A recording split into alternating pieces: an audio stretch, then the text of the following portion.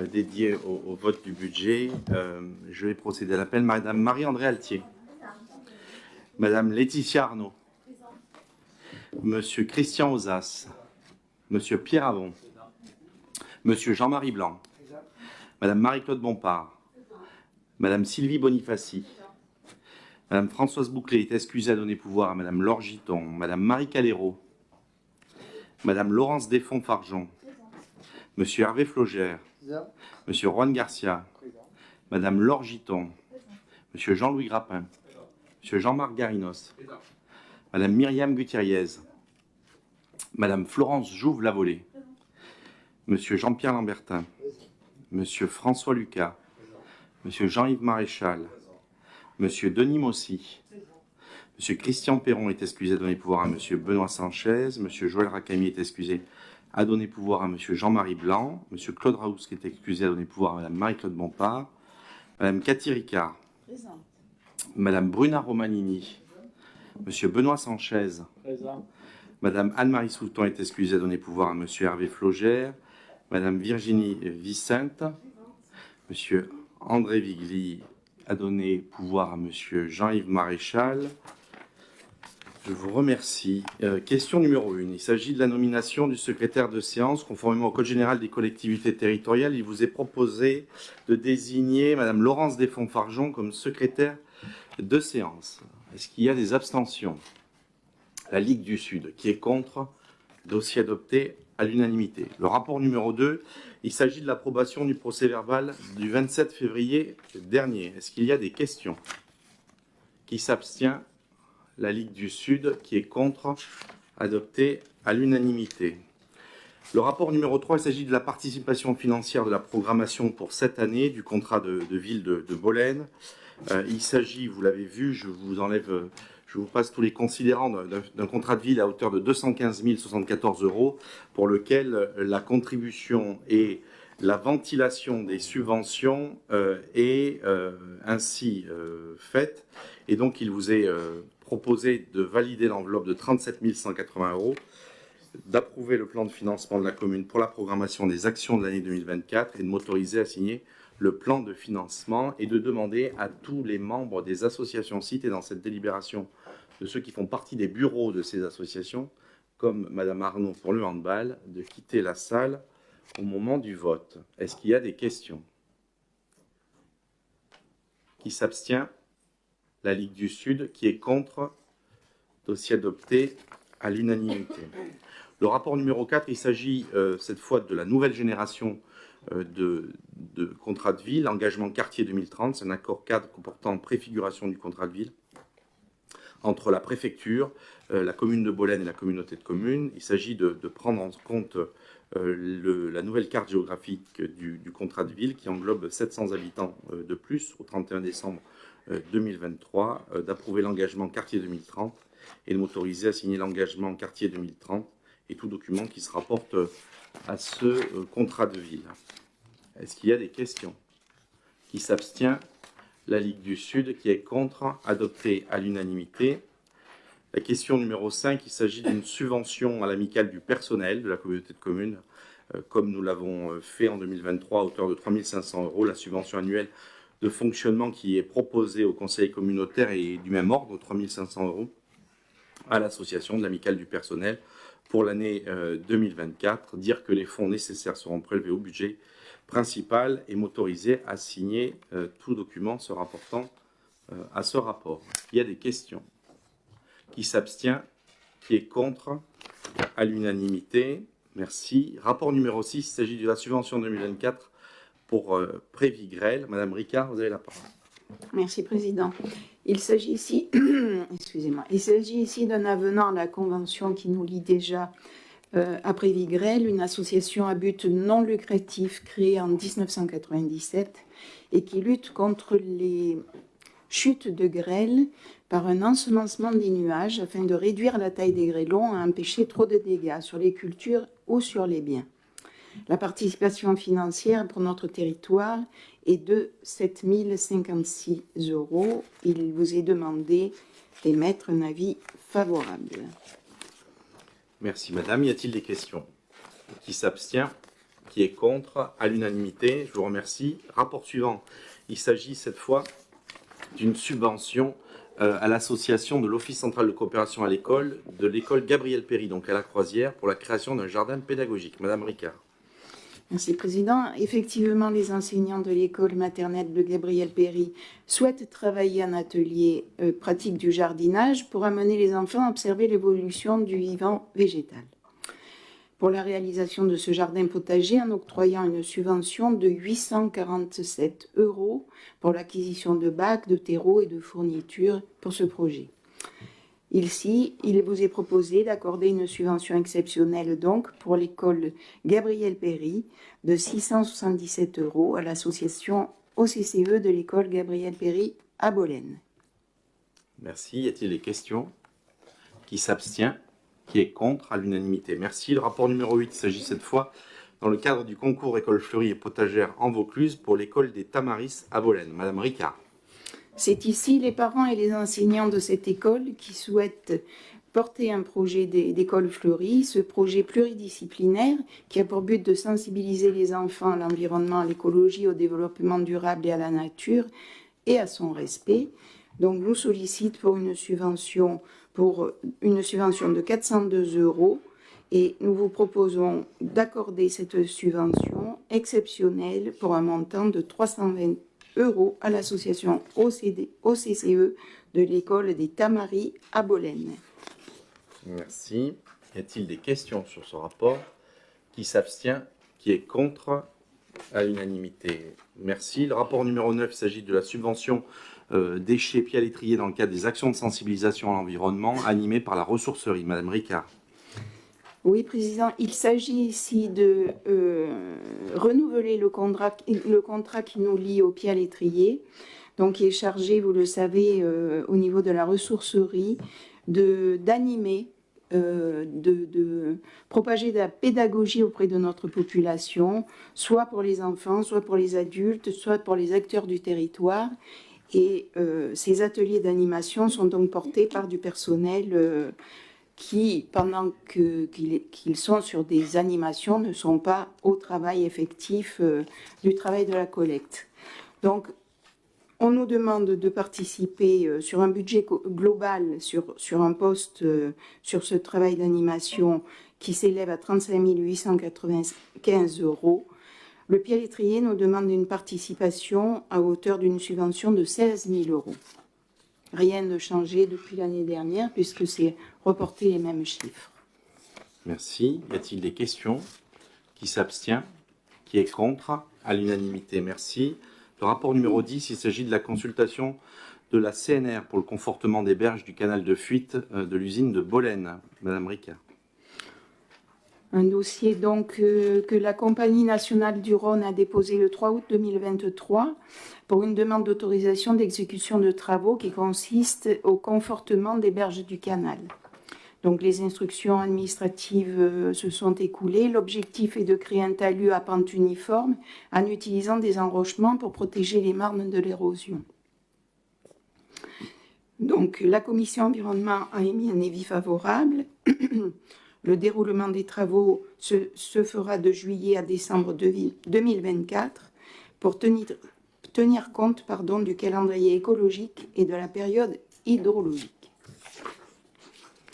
Voilà, il vous est demandé ici d'émettre un avis favorable pour permettre à la CNR de faire ses travaux de confortement des berges du canal, comme il vous l'est dit dans cette délibération. Merci. Y a-t-il des questions? Qui s'abstient? Qui est contre? À l'unanimité. Je vous remercie. La question numéro 11 concernant les équipements sportifs culturels et l'équipement d'enseignement préélémentaire et élémentaire. Il s'agit d'une convention d'objectifs et de financement sur la subvention 2024 au Cinébol. Et c'est donc M. Flogère, vice-président en charge de ces questions, qui a la parole. Merci, Président. Mesdames et Messieurs, bonsoir. Comme il vous a été notifié dans la note de synthèse, le point 11 porte sur la convention d'objectifs et de financement avec l'association Cinébol. Pour rappel, cette association gère le cinéma Le Clap à Bolène, seul cinéma du canton indépendant des grands circuits de distribution, et promue la culture cinématographique. Considérant que cette activité relève de l'intérêt communautaire des équipements sportifs et culturels de la CCRLP, considérant que la convention qui vous est proposée détermine les objectifs de l'association en contrepartie de l'attribution d'une subvention de fonctionnement par la CCRLP pour une période d'une année à compter du 1er avril 2024 au 31 mars 2025. Il est donc proposé au Conseil communautaire d'approuver les termes de la convention, d'attribuer une subvention d'un montant de 34 000 €, de dire que les fonds nécessaires seront prélevés sur le budget principal et d'autoriser le président à signer cette convention et tout document se rapportant à ce dossier. Merci. Y a-t-il des questions? Monsieur Mossy. Merci, Monsieur le Président. Bonsoir à toutes et à tous. C'est juste une précision. Bien sûr que c'est bien qu'il y en ait un cinéma cantonal. Concernant les autres salles à côté des salles de cinéma, parce qu'à ma connaissance, il n'y a pas que les salles de cinéma, il y a des bureaux et des salles à côté. Est-ce qu'elles dépendent de l'Interco? Est-ce qu'il y aura un appel d'offres? Et est-ce qu'on pourra avoir les différents montants de location et du cinéma et des salles s'il y a location? Alors, sur le cinéma, il n'y a pas de location. Il est mis à disposition, la salle, comme aujourd'hui, la première salle est mise à disposition. Et s'il y avait un loyer, Monsieur Mossy, vous avez compris par cette délibération que de toute façon, le cinéma vivant de fonds publics, c'est nous, par la subvention qu'on donnerait au cinéma, qui paierons notre propre loyer. Autant ne pas mettre de loyer, mettre à disposition gratuitement la deuxième salle de cinéma. En ce qui concerne le premier et le deuxième étage, c'est un bâtiment qui est intercommunal et donc qui aura une vocation à la fois sur la partie compétences culturelles et à la fois sur la compétence du développement économique. Voilà. Donc rien n'est arrêté pour le moment, il y a des discussions qui sont en cours. Pour tout vous dire, on a rencontré encore dernièrement des organismes de formation, vous savez, pour lesquels on a réuni et qui auraient besoin, par exemple, de salles pour faire des cours et qui pourraient faire les formations techniques dans les ateliers de ces clients, mais qui auraient besoin de salles de cours, et ça pourrait correspondre à des salles de cours et donc avoir un loyer sur de la formation dans l'attente de la présentation d'un projet plus établi sur la zone de la Croisière, comme je m'y étais engagé. Donc pas de réponse sur la question du loyer, puisque le loyer n'est pas arrêté. Ça dépendra de qui va le prendre et sur quelle durée. Et surtout, sur l'utilisation, ça sera dans le cadre du champ des compétences de la communauté de communes. Et c'est bien la communauté de communes qui en a la gestion. Ouais. Est-ce qu'il y a d'autres questions sur ce rapport pour la subvention au Cinébol? 34 000 €, qui s'abstient, qui est contre, à l'unanimité. Je vous remercie. Il s'agit sur le rapport numéro 12 de convention d'objectifs entre la communauté de communes et l'association du numérique. Espace France Service pour l'année 2024. Il y a une petite coquille, une modification. Madame Desfonds-Fargeon, je vous laisse l'annoncer. Bonsoir. Donc, comme vous le savez, l'association du numérique gère la Maison France Service et donc la CCRLP tous les ans accorde une subvention à cette association pour gérer cet espace. La nouveauté cette année, c'est que la subvention qui est sollicitée par ADN va faire l'objet donc d'une convention d'objectifs donc qui vous est proposée au vote avec la subvention. Donc cette convention vise à définir des objectifs communs, des engagements mutuels, ainsi que les modalités de mise en œuvre des différentes actions qui visent à promouvoir sur le territoire l'inclusion numérique, à renforcer l'accès à l'information et aux droits. L'objectif de cette maison France Service, donc qui a obtenu le label national France Service, est de permettre à chaque citoyen d'accéder aux services publics et donc d'être accueilli dans un lieu unique par des personnes formées et disponibles pour effectuer toutes les démarches du quotidien, que ce soit par exemple des démarches au niveau de la caisse d'allocation familiale, de la caisse primaire d'assurance maladie, de l'assurance retraite, de la mutuelle sociale agricole, etc. Donc, dans le cadre de cette convention qui vous est proposée, un certain nombre d'objectifs ont été définis. Faciliter l'accès à l'information et aux droits, contribuer à la lutte contre la pauvreté en favorisant l'inclusion numérique, offrir un accompagnement personnalisé à tous dans la réalisation des démarches administratives, favoriser le lien humain et intergénérationnel au niveau du territoire, assurer l'accès aux différents services malgré les difficultés de mobilité et enfin garantir une couverture numérique équitable sur l'ensemble du territoire. Alors, la présente convention vous est proposée pour une durée non pas d'une année, mais pour 3 ans. Donc pour les années 2024, 2025 et 2026, c'est donc la petite coquille à rectifier.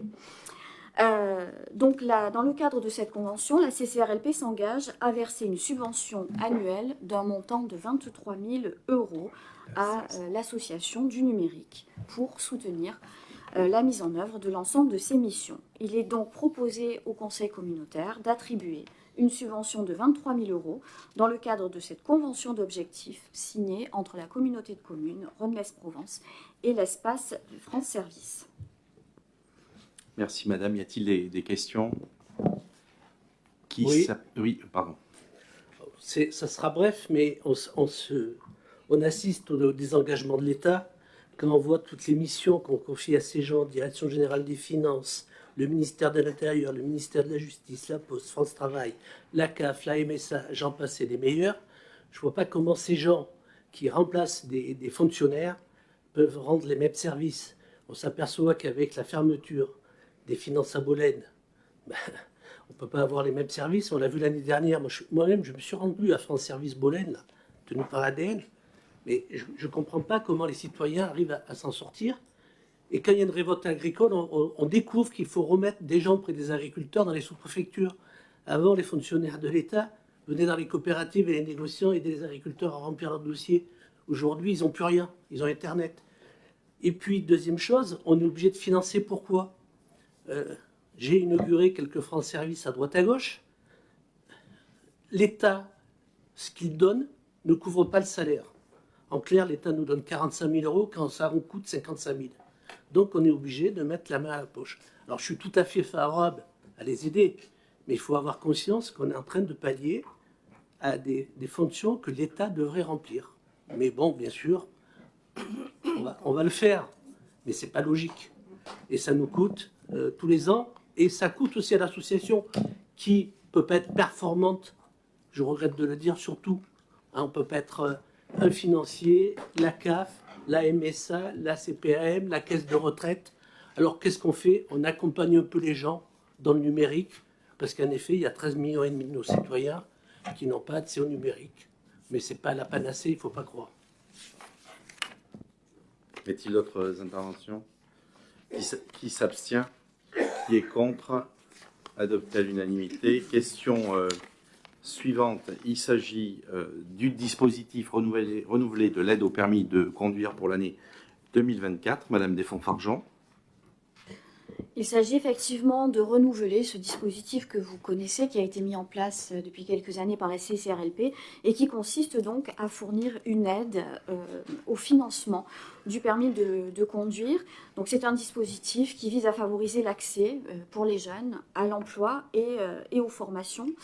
Ce dispositif repose donc sur une coopération, sur un partenariat avec la mission locale du Nord Vaucluse qui va instruire donc les différents dossiers et la CCRLP qui attribue donc une aide financière d'un montant de 500 € aux jeunes du territoire donc qui préparent l'examen du permis de conduire.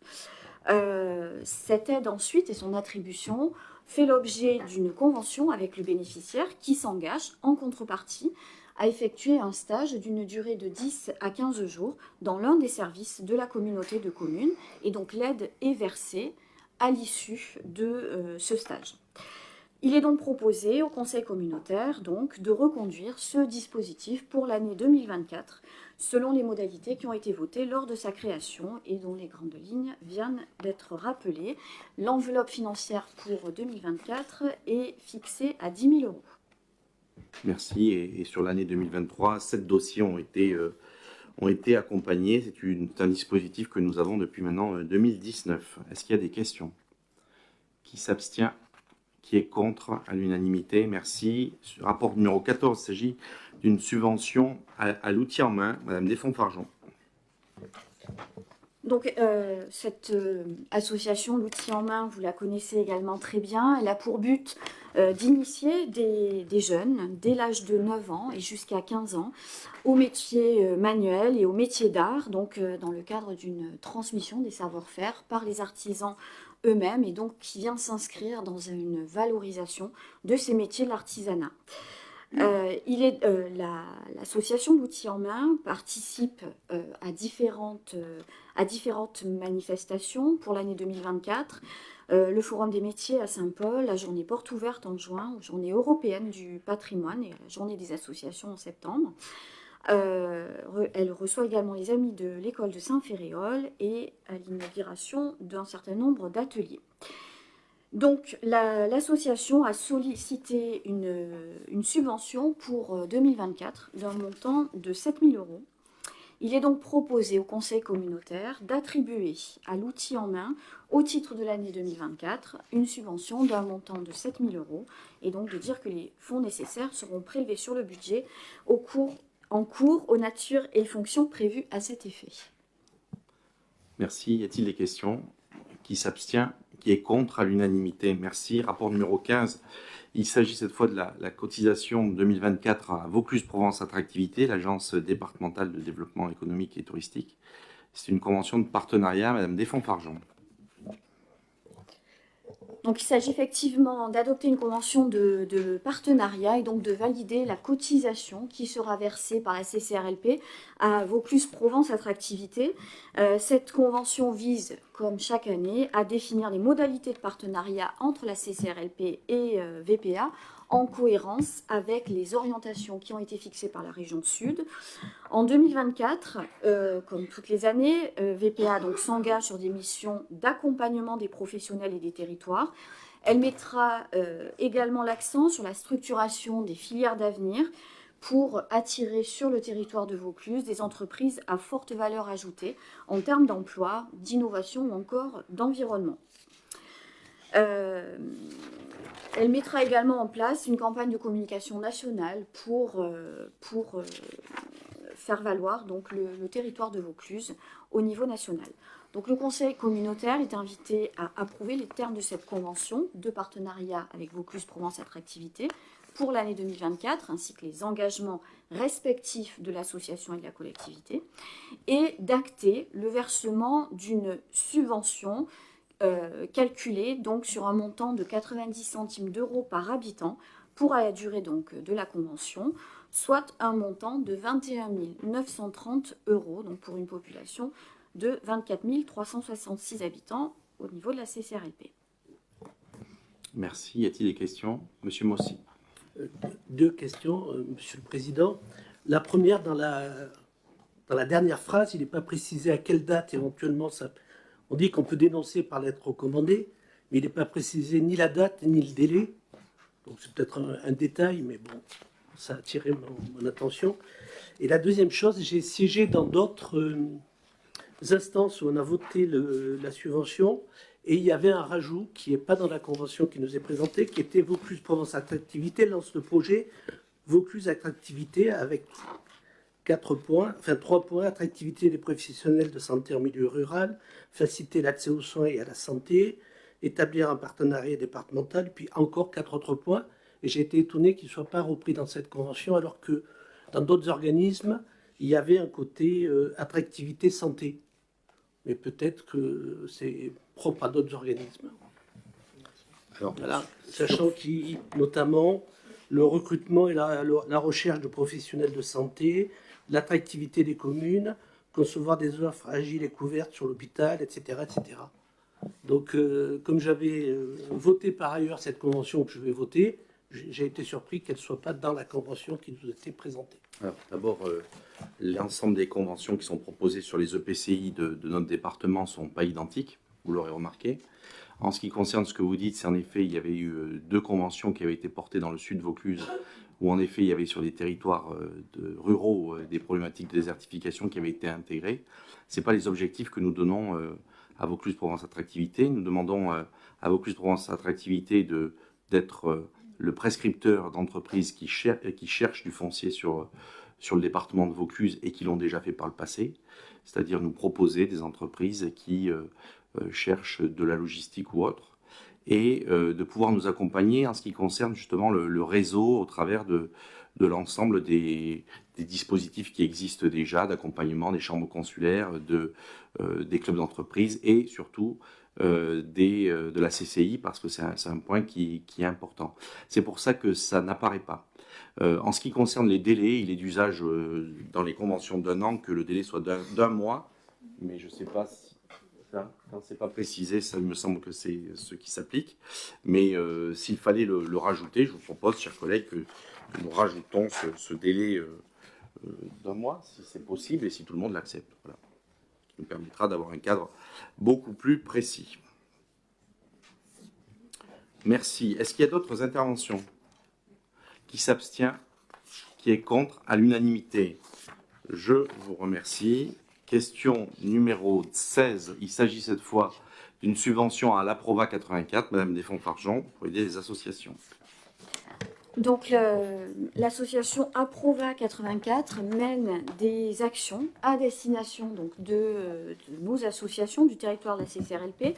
Ce sont des actions de formation qui ont lieu donc, dans chacune des communes du territoire, des actions ensuite de valorisation du bénévolat dans le cadre de ces associations et également des actions d'accompagnement spécifiques dédiées à différentes associations. Donc, dans le cadre de cette action globale sur le territoire de la CCRLP, il est proposé, au titre de l'année 2024, d'attribuer à Aprova 84 une subvention d'un montant de 7 300 €.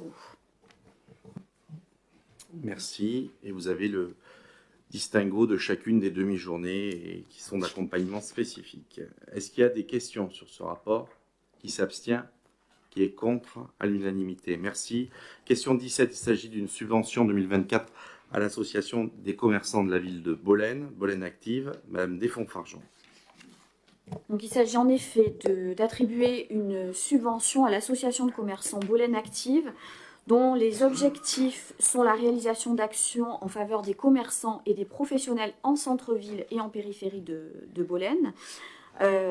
L'association se propose de mener des actions dans le domaine de la communication au profit de ses adhérents pour la réalisation d'événements, grande braderie des commerçants des centres-villes, salon du bien-être par exemple, ou organisation de la présence des commerçants à la foire du 11 novembre, les actions de dynamisation de l'économie locale avec notamment des actions donc, de chèques cadeaux à dépenser chez les commerçants.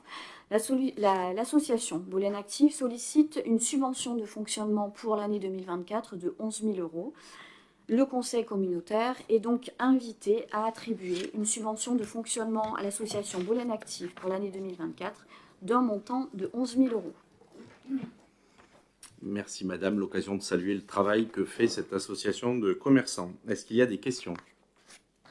Qui s'abstient? Qui est contre? À l'unanimité. Merci. Le rapport 18, il s'agit de la subvention 2024 au Club des entrepreneurs du Nord Vaucluse, le CENOV. Madame Desfonds-Fargeon.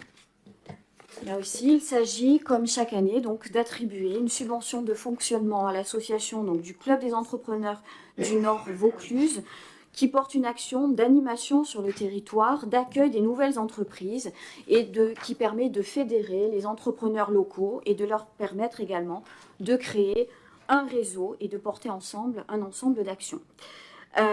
Donc cette association donc, du CENOV contribue participe à la promotion du territoire et à l'animation du développement économique.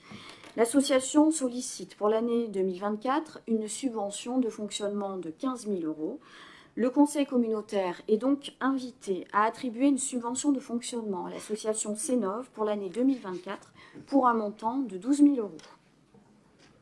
Merci Madame. Y a-t-il des questions? Qui s'abstient? Qui est contre? À l'unanimité, je vous remercie. Rapport 19, il s'agit de la subvention 2024 sur le réseau Entreprendre Rhône-Durance. Madame Desfonds-Fargeon. Donc cette association Réseau Entreprendre a pour mission d'accompagner en amont et en aval des porteurs de projets qui vont être créateurs d'emplois sur le territoire. Et cet accompagnement consiste à leur octroyer un prêt d'honneur, donc sans intérêt et sans garantie, qui peut aller de 15 000 à 90 000 € selon la dimension du projet et sa capacité à générer des emplois. L'association Réseau Entreprendre sollicite pour l'année 2024 une subvention de fonctionnement de 5 000 €. Le conseil communautaire est donc invité à attribuer à l'association Réseau Entreprendre pour l'année 2024 une subvention d'un montant de 5 000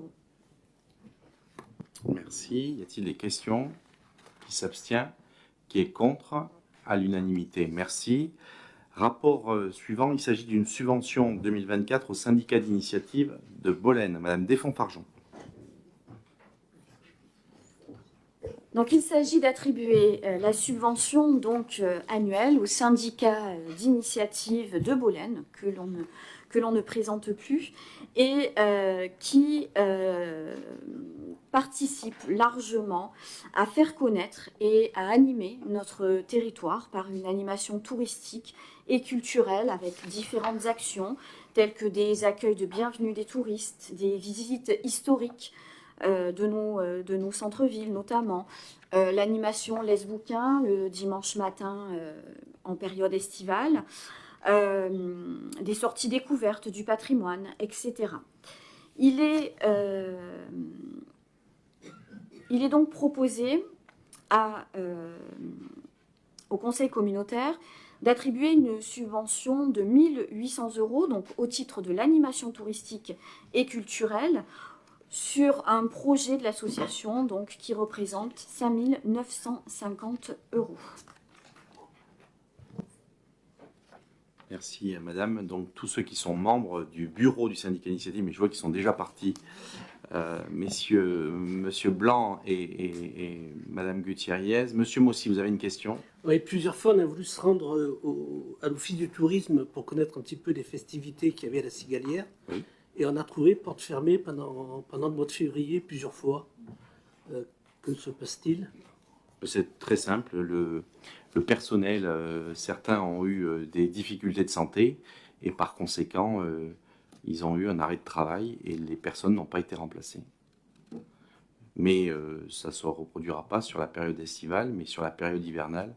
C'est le choix qui a été fait dans le non-renouvellement de ces agents sur la période de leur arrêt de travail. Voilà les raisons de la fermeture de l'office de tourisme sur le temps de maladie de cet agent. Est-ce qu'il y a d'autres interventions? Et je souligne aussi que M. Vigli, qui a donné pouvoir à M. Maréchal, ne prendra pas part au vote puisqu'il est membre du bureau du syndicat d'initiative. Qui s'abstient? Qui est contre? Adopté à l'unanimité. Je vous en remercie. Le rapport suivant, il s'agit d'une subvention à une association au staff de la mairie de La Palud. Madame Desfonds-Fargeon. Il s'agit effectivement d'attribuer une subvention à l'amicale du personnel de la mairie de La Palud pour l'organisation d'une soirée musicale lors de la fête de la musique, qui se déroulera le 21 juin 2024. Le projet représente un coût de 3 000 €. À ce titre, l'amicale sollicite auprès de la CCRLP une subvention de 1 000 €. Il vous est proposé d'attribuer une subvention de 340 € à l'amicale du personnel de la mairie de La Palud pour l'organisation de cette manifestation. Merci madame. Y a-t-il des questions? Qui s'abstient? Qui est contre?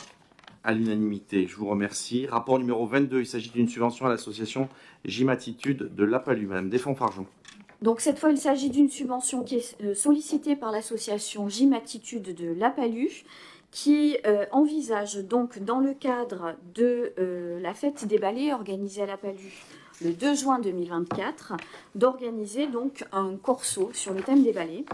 Ce projet présente un coût global de 1 000 € et il est demandé à la CCRLP une subvention de 1 000 €. Il vous est proposé ce soir d'attribuer à cette association une subvention de 340 € pour l'organisation de ce corso. Merci madame. Y a-t-il des questions? Qui s'abstient? Qui est contre? À l'unanimité. Merci. Rapport 23. Il s'agit d'une subvention au comité des fêtes de Mondragon à l'occasion de la fête du Drac. Madame Desfonds-Fargeon. Donc le comité des fêtes de Mondragon sollicite auprès de la communauté de communes une subvention pour l'organisation de la fête du Drac, de la 53e fête du Drac, qui aura lieu le 10 mai. du 10 au 12 mai, excusez-moi. Donc, ce projet représente un coût global de 15 000 € et l'association sollicite une subvention de 2 000 €. Il est proposé au conseil communautaire d'attribuer au comité des fêtes de Mondragon une subvention de 1 000 € donc pour l'organisation de la fête du Drac de Mondragon. Merci madame. Y a-t-il des questions? Qui s'abstient? Qui est contre? À l'unanimité. Merci. Question numéro 24. Il s'agit d'une subvention exceptionnelle au syndicat d'initiative de Bolène. Madame Desfonds-Fargeon. Alors cette fois, il s'agit d'une subvention exceptionnelle pour la réalisation, en partenariat avec la ville de Bolène, d'une animation intitulée Les Cours étoilés, donc, qui doit avoir lieu donc, au cours de la période estivale. C'est une animation qui a été mise en place l'année dernière, donc en 2023, et qui a eu un beau succès. Cette animation présente un coût global de 5 700 €. À ce titre, le syndicat d'initiative sollicite une subvention exceptionnelle de 1 500 €. Il vous est proposé d'attribuer donc une subvention exceptionnelle de 1 500 € au syndicat d'initiative pour l'organisation en partenariat avec la ville de Bolène des cours étoilés. Merci madame. Donc je précise que monsieur Vigli, qui a donné son pouvoir à monsieur Maréchal, ne prend pas part au vote et que madame Gutierrez et monsieur Blanc ont quitté la salle. Qui s'abstient? Qui est contre? À l'unanimité. Je vous remercie.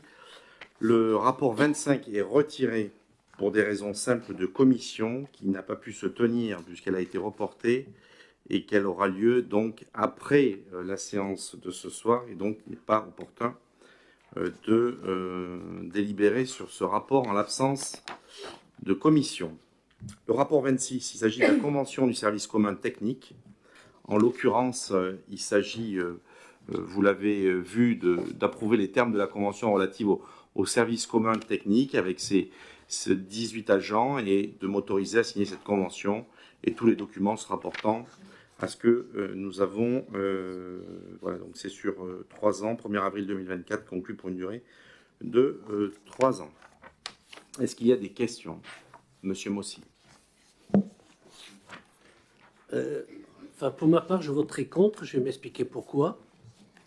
Comment, alors qu'un malaise profond existant personnel, on peut croire à l'efficience des services communs, communauté des communes, commune de Bolène, pour plus d'efficacité au service des habitants du territoire.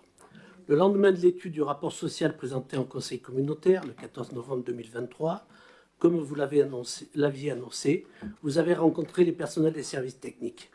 Cette visite a donné lieu à l'annonce du regroupement des 10 services, communauté des communes, commune de Bolène, sans avoir au préalable consulté les membres du conseil communautaire. Nous sommes mis devant le fait accompli. Comment les coûts vont être calculés? Quelles prévisions et évaluations ont été faites? Combien cela va coûter à chaque collectivité communale? Quel alignement des avantages sociaux si différents? Est-ce que les avantages sociaux entre la commune de Bolène et la communauté des communes, notamment en matière de 35 heures de réduction du temps de travail, sont identiques? Quelle évolution des effectifs? Car l'Europe ne présente pas cette évolution et s'arrête au 1er janvier 2024, pages 30 et 31 du ROB qui nous a été présenté. Si nos renseignements sont bons, cela concerne 18 agents, et donc à la fois les tableaux d'effectifs et la masse salariale. Combien de charges en moins à la communauté des communes? Combien de facturations prévisionnelles aux communes et donc de recettes pour la commune de Bolène? Le travail en commun demande de la préparation. Cette mise en place va accentuer les problèmes actuels. C'est pourquoi je ne voterai pas favorablement à cette proposition de convention. Et puis j'ai envie de faire un peu d'ironie. À une époque, Madame Bompard disait souvent « Bolène paye pour l'Interco ». Ben, rassurez-vous, Madame Bompard, bientôt l'Interco va payer pour Bolène. Si vous me permettez de prendre la balle au bond sur ce que vous venez de dire, je crois que l'Interco a toujours payé pour Bolène. Parce que quand vous donnez plus de 13 millions d'euros par an d'attribution de compensation et qu'en plus vous débloquez 9 millions d'euros de fonds de concours, permettez-moi de vous dire que les Bolénois n'ont pas été oubliés, même si c'est toujours le débat. D'abord, je suis très heureux de savoir que ce soir, M. Mossy, vous prenez Mme Bompard comme référence. Et je voulais vous dire 2 choses. La première, c'est que, contrairement à ce que vous dites, je suis allé présenter ce service commun avec les agents et les chefs de service. Et contrairement à ce que vous pouvez dire, à moins que vous étiez dans la salle, l'annonce n'a pas eu le même effet que vous présentez. Pour la bonne et simple raison, c'est que, contrairement à d'autres services qui ont été mutualisés sur la base de l'intercommunalité, il a été proposé de mutualiser ce service technique sur le socle de la commune, parce que le service technique de la commune était plus établi que celui de la communauté de communes. Ça, c'est le premier point. Le deuxième point, c'est que s'il y avait eu un maire responsable le mandat dernier à Bolène, lors du transfert des équipements, normalement, il y aurait eu un transfert des équipes techniques et, je pense, qu'il y avait largement la place dans les ateliers municipaux de la ville pour recevoir l'ensemble de ce personnel. Ce qui, à mon avis, me choque le plus et qui est proprement scandaleux, c'est d'avoir laissé l'intercommunalité payer 70 000 € de loyer par an dans les ateliers APL camping-car à La Palue pour héberger des services techniques qui auraient dû normalement être pris en compte dans la commission locale d'évaluation des charges transférées pour faire en sorte de faire des économies à la collectivité. Mais on voit bien que selon où on se place, un coup il faut faire des économies, un coup ça dérange personne que l'intercommunalité ait payé des loyers. Permettez-moi quand même de vous le dire, cher monsieur. La deuxième chose, c'est que ce qui m'intéresse, c'est le service rendu. Ce n'est pas les états d'âme d'élus d'opposition. Et ça, c'est très important. Parce que le service rendu, c'est celui de se dire qu'au vu du nombre de personnels techniques et au vu surtout des potentielles défaillances sur certaines activités, sur certains services, etc., il est plus facile d'avoir des services communs techniques pour lesquels nous avons la capacité d'organiser, d'ordonnancer, d'agencer les journées de travail de chacun des agents, ici ou là, sur le territoire, plutôt que de le subir comme nous le faisions aujourd'hui, en recrutant au dernier moment soit des agents d'insertion, soit du personnel pour remplacer le personnel en place. Et enfin, le troisième, c'est qu'on n'a pas décidé tout seul. Aujourd'hui, les services communs techniques, c'est un travail de toutes les directions générales, de toutes les communes, qui se sont vus, qui ont travaillé, directeurs généraux de services avec directeurs généraux de services et responsables des services techniques, pour justement apporter des réponses. Enfin, vous étiez moins choqués lorsque nous avons délibéré pour mettre en place des services communs, que ce soit le faucardage, que ce soit le balayage, que ce soit les pareuses, tous ces dispositifs qui aujourd'hui sont payés à l'acte lorsqu'il y a un service qui est produit. Ce sera exactement le même cas, et je vais même vous dire quelque chose, puisqu'on a voté le budget hier soir à la ville de Bolène. Les charges de fonctionnement de la ville de Bolène ont largement augmenté, puisque le financement de ces agents est supporté par le budget de la ville de Bolène, qui refacturera, comme il a toujours refacturé, mais l'ensemble des services communs, à la communauté de communes, au regard des actions qui sont faites. Et donc, je voulais vous le dire. Enfin, vous dire aussi que la ville de Bolène, non pas, elle a beaucoup de bonté, mais elle héberge depuis novembre 2021, depuis 2 ans, les services techniques de la communauté de communes, gratuitement, sans demander aucune facturation à la communauté de communes, sur l'ensemble des services techniques qui sont hébergés sur la ville de Bolène. Donc, je peux tout entendre, si vous voulez, mais je crois que c'est la finalisation de ce qui aurait dû être fait par le passé au moment du transfert des équipements techniques, des ateliers techniques. On a quand même transféré des écoles, on a transféré des équipements et pour lequel on n'a pas laissé la place au personnel dans les ateliers de la ville. Je pense que c'est une bêtise. Et si nous avons au 1er novembre 2021 réuni le personnel, il était désormais normal, puisque vous avez voté d'ailleurs favorablement, Monsieur Mossy, l'ensemble des délibérations qui mettaient en commun et mettaient à disposition du matériel. Je rappelle que vous avez voté par 2 fois positivement sur la mise à disposition de matériel. Ça ne vous gênait pas que le matériel de la ville puisse bénéficier au service de l'intercommunalité et l'inverse. Aujourd'hui, nous harmonisons au travers de cette convention de services communs techniques. Et je ne crois pas, pour avoir vu le personnel, pour avoir rencontré les organisations syndicales et surtout pour avoir rencontré les directions générales des services des communes, que cela leur ait posé quelconque difficulté. L'intérêt, c'est le service rendu à la population et uniquement le service rendu à la population. Est-ce qu'il y a d'autres interventions? Qui s'abstient? Qui est contre? Abstention de la Ligue du Sud. Contre M. Mossy. Et donc dossier adopté à la majorité. Je vous en remercie. Le rapport numéro 27, il s'agit d'une convention de groupement de commandes, communauté de communes, ville de La Palud, ville de Mondragon et ville de Mornas, puisque les autres communes sont dans d'autres marchés liés à la fourniture d'énergie. On constitue donc avec Mondragon qui rejoint le groupement, et donc on constitue ce nouveau groupement, justement, qui choisira l'assistant à maîtrise d'ouvrage pour le fournisseur d'électricité pour les 3 communes.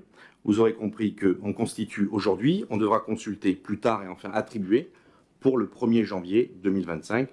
On a donc de la marge, mais il est important de prendre cette délibération aujourd'hui. Il vous est donc proposé d'accepter les termes de l'acte constitutif du groupement, d'autoriser l'adhésion de la communauté de communes du groupement de commandes pour la passation d'un marché d'assistance à maîtrise d'ouvrage et pour le choix d'un fournisseur d'énergie, et enfin de m'autoriser à signer en faveur de l'acte constitutif et d'exécuter avec là où les entreprises retenues le marché dans le cadre de ce groupement. Est-ce qu'il y a des questions? Qui s'abstient? Qui est contre? Dossier adopté à l'unanimité. Question numéro 28. Il s'agit du Fonds national de péréquation des ressources intercommunales et communales, le Fonds de péréquation, donc le FPIC, sur la répartition du prélèvement entre la communauté de communes et ses communes membres pour l'année 2024. C'est une délibération de principe qui vous invite à approuver le principe de la mise en place d'une répartition dérogatoire libre entre la communauté de communes et ses communes membres, selon laquelle la communauté de communes prendrait à sa charge la totalité du fonds de péréquation 2024, ce qui représente 2 millions d'euros. Cela avait été présenté d'ailleurs le 27 février dernier dans le débat d'orientation budgétaire. Nous mettons une délibération réglementaire à ce sujet. Est-ce qu'il y a des questions? Qui s'abstient? Qui est contre? Adopté à l'unanimité. Je vous en remercie. Rapport 29, il s'agit du compte de gestion pour le budget principal qui présente un excédent global de clôture de 2 676 135,62 €. Il est proposé à l'Assemblée de déclarer le compte de gestion du budget principal dressé pour l'exercice 2023 par la trésorière du Trésor public et certifié conforme par l'ordonnateur n'appelle ni observation ni réserve de sa part, et enfin de m'autoriser à signer tout document se rapportant à ce rapport. Est-ce qu'il y a des questions? Juste s'il est possible pour les services administratifs et financiers de nous séparer le compte de gestion, le compte administratif et le budget prévisionnel. Parce qu'on avait 1417 pages, si ma mémoire est bonne, sur un seul PDF. On pourrait faire 3 PDF, ce qui permettrait d'avoir 700 pages d'un côté, 300 de l'autre et 500 de l'autre. Là, on avait 1417 pages qui défilaient sur l'écran. Donc il fallait aller chercher difficilement les comptes, si on voulait les regarder avant de venir. Dans la mesure où on est bénévole, on passe du temps. On n'a pas tous des indemnités pour travailler, donc on fait le travail, mais nous le faciliter serait pas mal, quoi.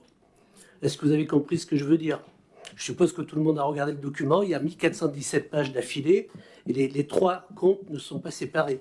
Bon, ça serait plus simple de séparer le compte de gestion 2023 qui fait 700 pages, le compte administratif qui doit en faire 200 et quelques, et le budget primitif qui en fait 500.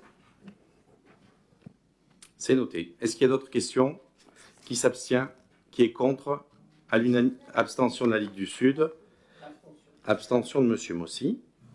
Rapport 30, il s'agit du budget annexe compte de gestion de l'assainissement non collectif, déclarer que le compte de gestion dressé pour l'exercice 2023 est visé et certifié conforme par l'ordonnateur, n'appelle ni observation ni réserve de sa part, et enfin de m'autoriser à signer tous les documents se rapportant à ce dossier. Est-ce qu'il y a des questions? Qui s'abstient? La Ligue du Sud. Qui est contre? Abstention de M. Mossy. À l'unanimité. Rapport numéro 31, il s'agit du budget annexe de l'Office de tourisme, c'est le compte de gestion 2023, déclarer que le compte de gestion dressé pour l'exercice 2023 n'appelle ni observation ni réserve de sa part et m'autoriser à signer tout document se rapportant à ce rapport. Qui s'abstient? La Ligue du Sud. Qui est contre? Adopté à la majorité, M. Mossy. Rapport numéro 32, il s'agit du budget annexe du pôle médical, compte de gestion 2023. Il convient de déclarer que le compte de gestion du budget compte de gestion du budget annexe du pôle médical dressé pour l'exercice 2023 et visé certifié conforme par l'ordonnateur n'appelle ni observation ni réserve de sa part et de m'autoriser à signer tout document se rapportant à ce rapport. Est-ce qu'il y a des questions? Qui s'abstient? La Ligue du Sud. Qui est contre? Adopté à la majorité avec M. Mossy. Rapport numéro 33, il s'agit du budget annexe de la zone d'activité de la croisière sur le compte de gestion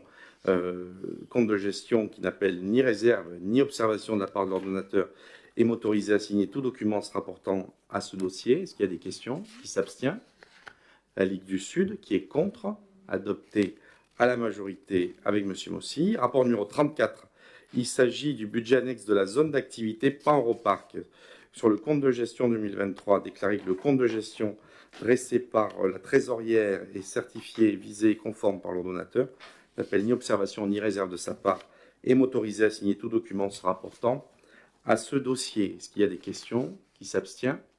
La Ligue du Sud. Qui est contre? Adopté à la majorité avec M. Bossy. Rapport 35, il s'agit du budget annexe de la zone d'activité de la Clastre, compte de gestion qui n'appelle ni observation ni réserve de la part de l'ordonnateur et m'autoriser à signer tout document se rapportant à ce rapport. Est-ce qu'il y a des questions? Qui s'abstient?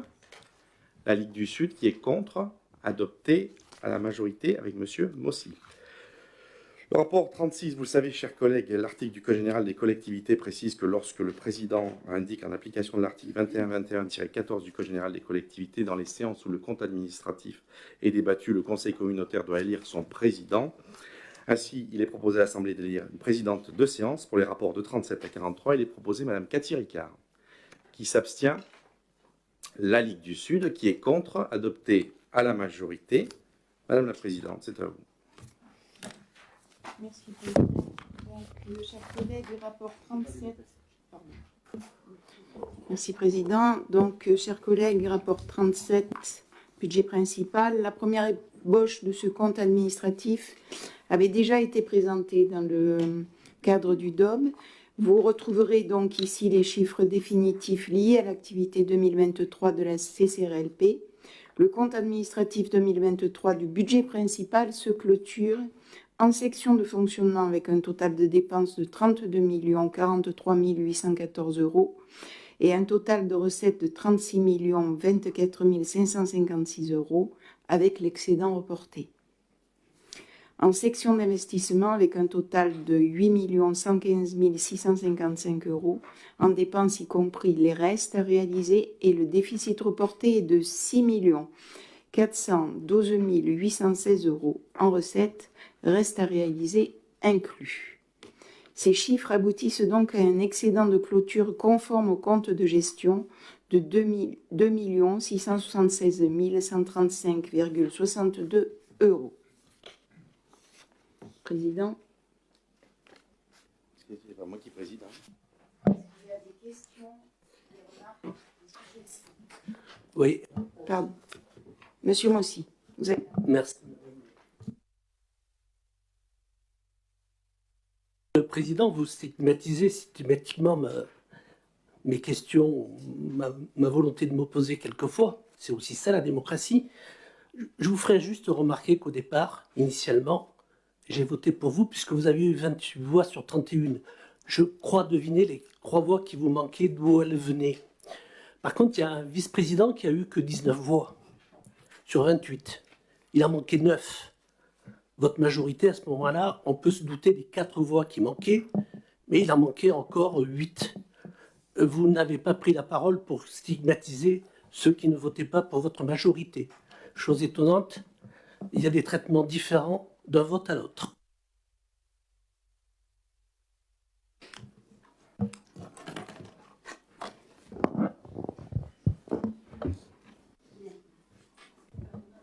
Oui, merci beaucoup, madame. Alors, juste une petite, comment dirais-je, un rappel à la réalité, monsieur, sur ce que vous avez dit tout à l'heure. Je rappelle que quand j'étais maire de la ville de Bolène, et c'était la loi, 85% du budget de l'intercommunalité était fourni par la ville de Bolène. Non pas parce que j'étais maire, mais parce que c'est la loi. 85% du budget de l'intercommunalité était fourni par la ville de Bolène. Et nous représentions, et la ville de Bolène représentait 60% de la population. Alors, ce sont des chiffres officiels. Quant au fonds de concours, monsieur, je rappelle également que vous vous étiez arrangé pour que la ville de Bolène, qui était pourtant un gros contributeur, encore une fois, je ne remets pas en cause les choses, mais vous étiez arrangé pour que les fonds de concours soient discriminatoires, à savoir que la ville de Bolène recevait beaucoup moins que ce que les autres recevaient, et qu'effectivement, il était, comme nous avons toujours eu besoin, enfin, en vue, une gestion en bon père de famille, la ville de Bolène ne pouvait pas se laisser piller comme vous le faisiez sans vergogne, et vous vantant d'ailleurs que c'était vous qui étiez à l'origine de tout cela. Non, c'est la loi. Elle est injuste, mais c'est la loi et nous l'avons appliquée. Alors effectivement, quand nous avons pu faire des économies, nous les avons faites parce que c'était sinon abusif, et c'était déjà abusif.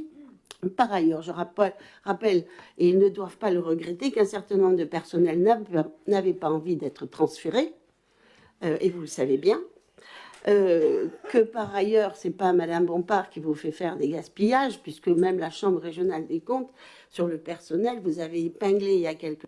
Excusez-moi, madame, est-ce que vraiment cette intervention a un rapport avec la question qui vient d'être exprimée? Vraiment, je vois. Vous avez bien compris qu'on vit sur... On parle de finances.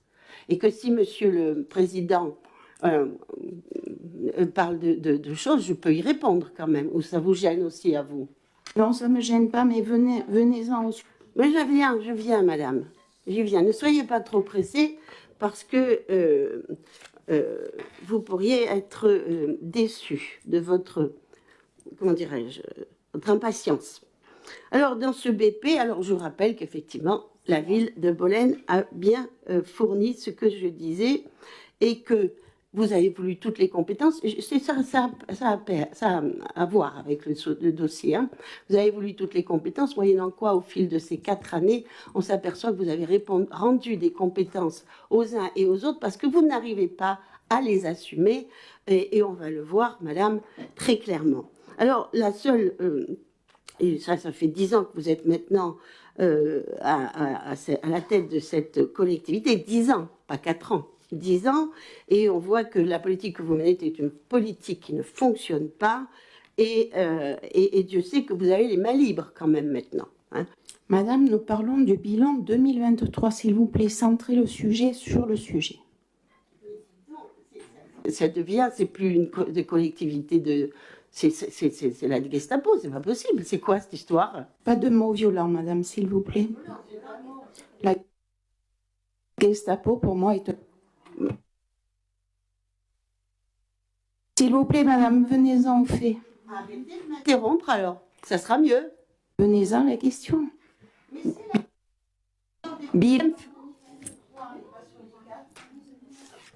Vous êtes meilleur là que dans les comptes sur les ordures ménagères, madame. Quand vous faites des erreurs de 500 000 €, vous feriez mieux de revenir quand même à un peu plus de modestie. C'est pas le sujet non plus, madame. En regardant 500 000 € d'erreurs, madame, c'est pas une paille, hein.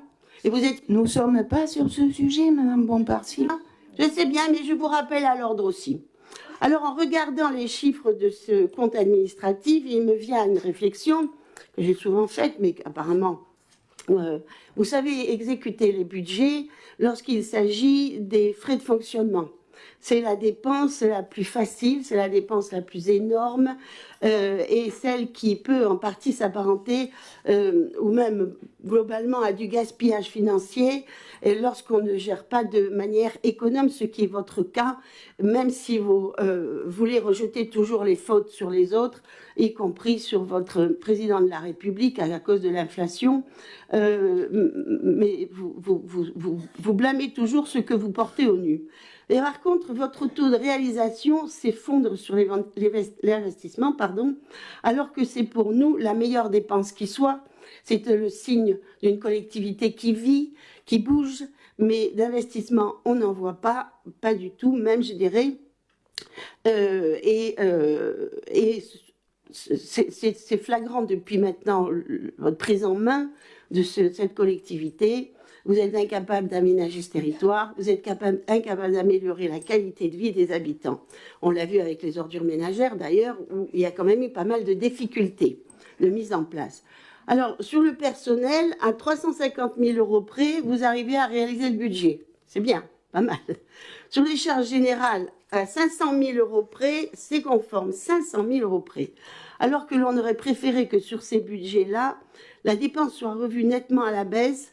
Par contre, sur l'investissement, ce sont 3 millions d'euros qui ne sont pas réalisés, 3 millions d'euros, sachant que l'ambition n'était déjà pas élevée, ce qui ne fait que inquiéter pour l'avenir de cette collectivité.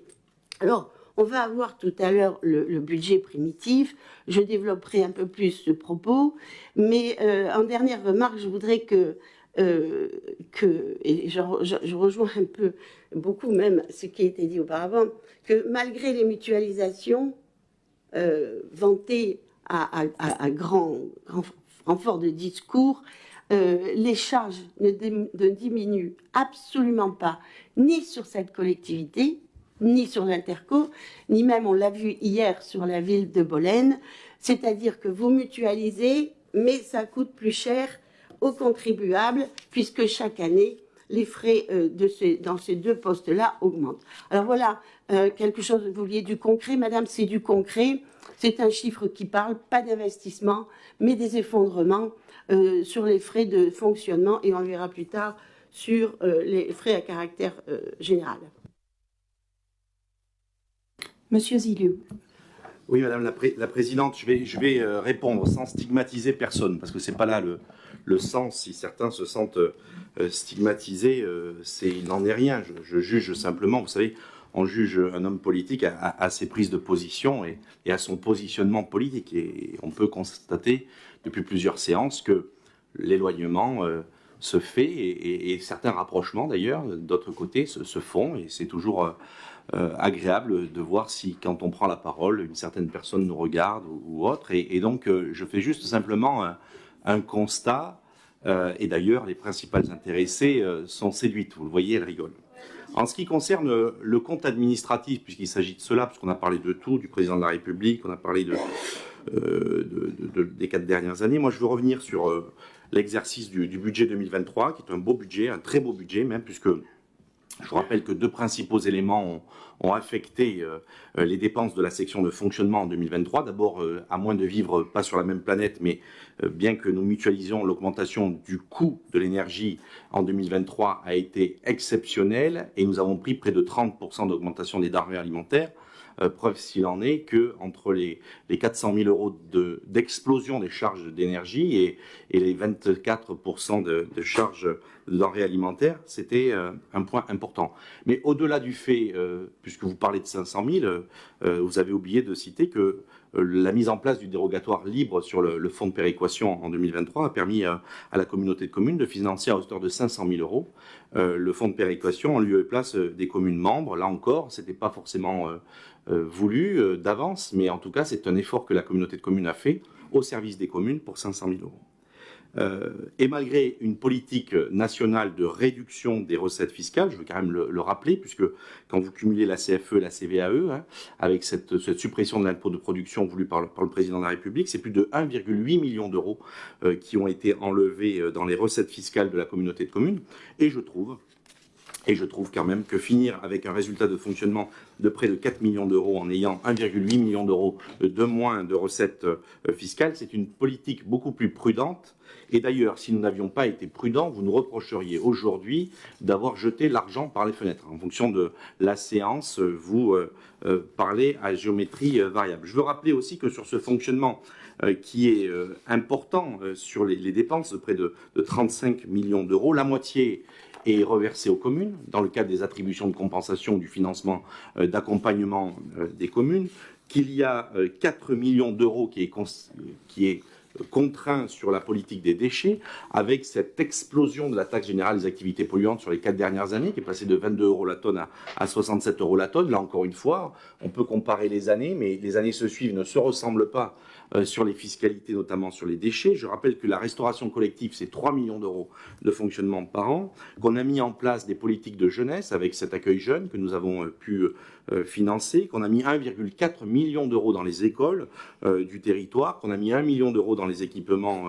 sportifs, qu'on a accompagné des projets qui étaient structurants, notamment sur les 100 000 euros dans des zones d'activité qui permettent justement la rénovation du parc d'éclairage public en faisant des économies de fonctionnement sur les politiques de facturation, qu'on a développé la compétence mobilité. Je rappelle que certains ont supprimé les transports scolaires autour de cette table, d'autres ont renforcé la politique de transport. Je rappelle que depuis que nous avons pris la compétence transport, nous avons désormais une desserte le matin qui va jusqu'au lycée Lucie-Aubrac, ce qui n'était pas le cas auparavant, et que nous avons le soir une desserte qui va jusqu'à des pôles de formation, notamment à la maison familiale et rurale, et que cela a occasionné un coût de 600 000 euros sur l'exercice budgétaire.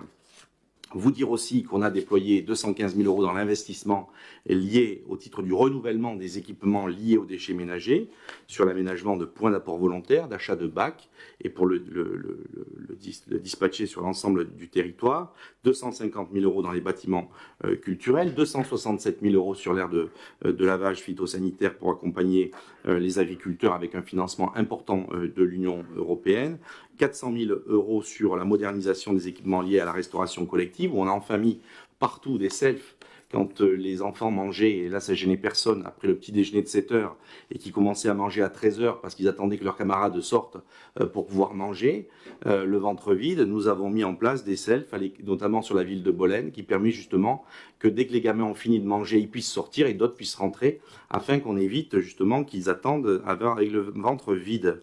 Sur la question des équipements culturels, on a mis 750 000 euros, alors c'est peut-être un détail pour vous, mais sur la question des milieux aquatiques et de prévention des inondations, dans le cadre de la protection des risques d'inondation et notamment du travail sur les digues, 750 000 euros en 2023. On a mis près d'1 million d'euros dans la rénovation et la sécurisation des établissements élémentaires reconnus d'intérêt communautaire, et je pourrais en rajouter à la liste. Et ça, j'entendais certains parler de gestion en bon père de famille. Quand on vit au-dessus de ses moyens et qu'on laisse 18 millions d'euros de dette, c'est pas de bon père de famille, à mon sens. Nous l'avons réalisé sans avoir recours à un seul centime d'euro d'emprunt en 2023. Et le résultat de la section d'investissement présente, avec intégration des restes à réaliser, un solde qui permet justement d'intégrer le solde des restes à réaliser de 1 702 838 euros et 16 centimes. Et donc, ce compte administratif est bien conforme au compte de gestion que nous avons délibéré tout à l'heure. Voilà ce que je voulais dire, Madame la Présidente, sur ce compte administratif de l'exercice 2023, et nous en sommes, pour la majorité en tout cas, très fiers. Merci. Je vais dois vous quitter la salle. demander de quitter la salle.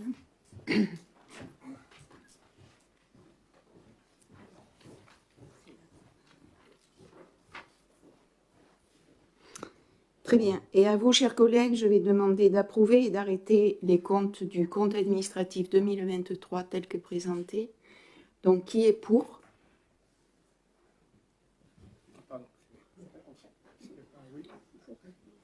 Oui, je sais, c'est pas comme d'habitude, mais c'est bien aussi de dire qu'on est pour. Je préfère, moi, compter les mains qui se lèvent pour le pour. Merci beaucoup. Donc, qui est contre? Et qui s'abstient? Merci. Si quelqu'un veut bien rappeler M. Zilio.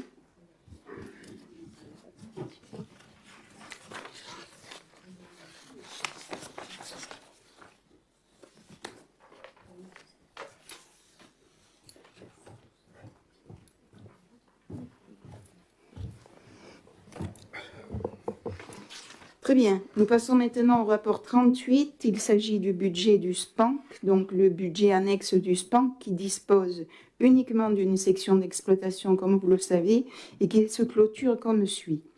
Dépenses, 32 906 €, y compris le déficit reporté, et recettes, 23 390 €. Ce compte administratif se clôture donc sur un déficit conforme au compte de gestion de 9 516,56 €. Des questions, des remarques, des suggestions? Très bien, merci. Monsieur Zilio, je vais vous demander de quitter la salle.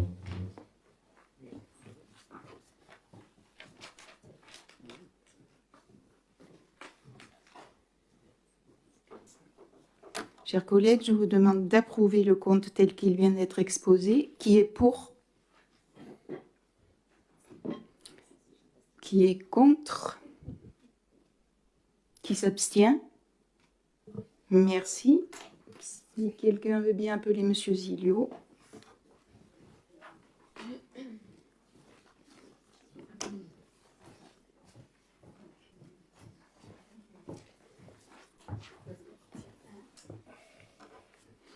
Il s'agit maintenant du rapport 39 et qui concerne le budget de l'Office de tourisme.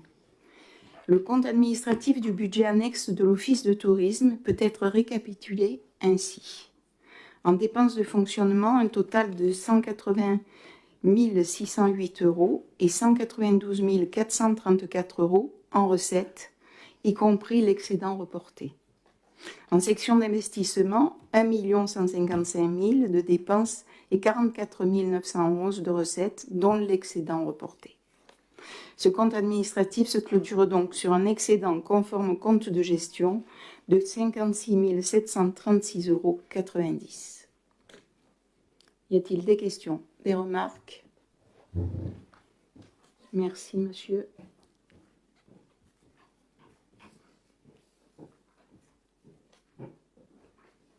Chers collègues, je vous propose donc d'adopter le compte administratif de l'Office de tourisme tel que je vous l'ai présenté.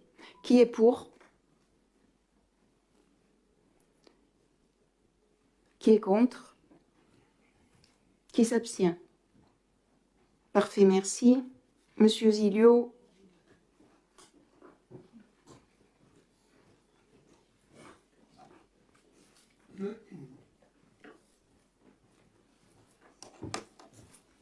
Il s'agit maintenant du rapport 40 et qui concerne le pôle médical. Le compte administratif du budget annexe du pôle médical se conclut de la manière suivante. En dépenses de fonctionnement, nous avons 362 269 €.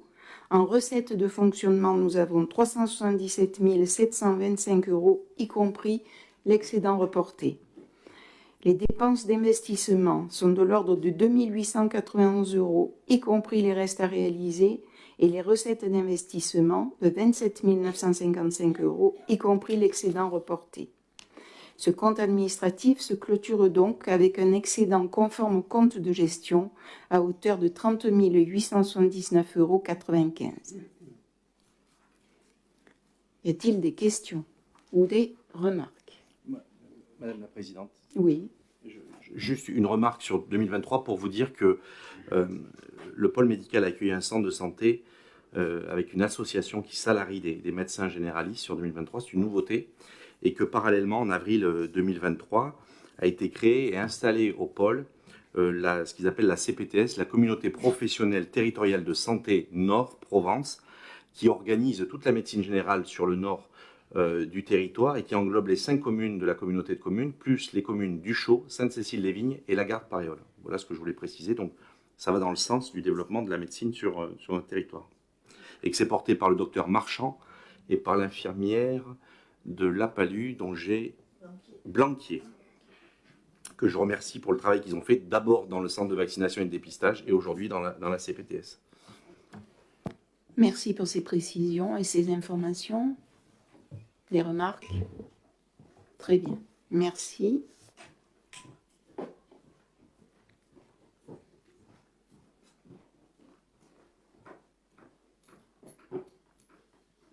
Chers collègues, je vous propose donc d'adopter les chiffres concernant le pôle médical comme je vous les ai exposés. Qui est pour? Qui est contre? Et qui s'abstient? Merci. Monsieur Zilio, s'il vous plaît.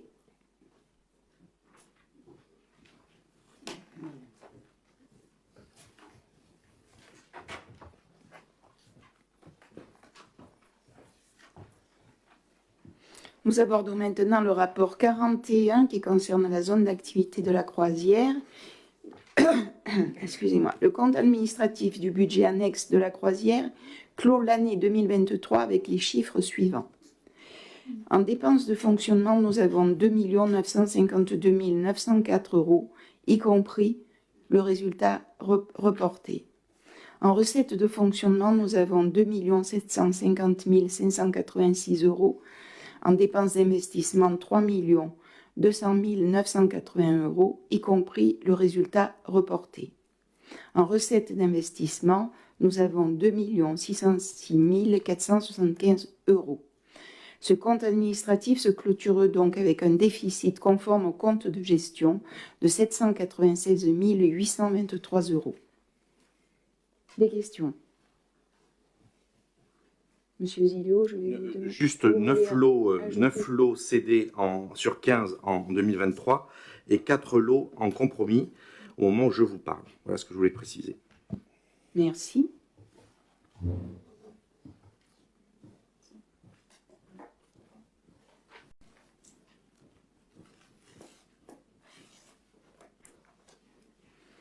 Chers collègues, je vous propose donc d'adopter les chiffres tels que je vous les ai présentés concernant la zone d'activité de la croisière. Qui est pour?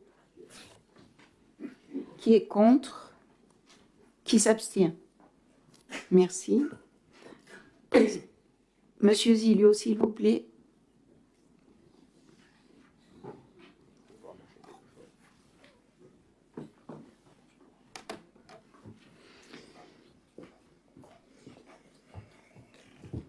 Nous abordons maintenant le rapport 42 qui concerne la zone d'activité Pan-Europark. Ici, le compte administratif du budget annexe Pan-Europark se clôture ainsi. Dépenses de fonctionnement 3 507 189 avec le résultat reporté. Les recettes de fonctionnement sont de 2 50 586 €. Les dépenses d'investissement 3 200 981 €, y compris le résultat reporté. Les recettes d'investissement sont de 2 606 475 €. Et ce compte administratif se clôture donc avec un déficit conforme au compte de gestion à hauteur de 486 789 €. Est-ce qu'il y a des questions, des informations? Juste, si vous me permettez, 200 000 € liés à la fin des baux ruraux. Il nous reste encore 2 baux ruraux à indemniser. Et ensuite, on aura fini l'opération sur les baux ruraux sur la ZAC. Merci, Monsieur Zilio.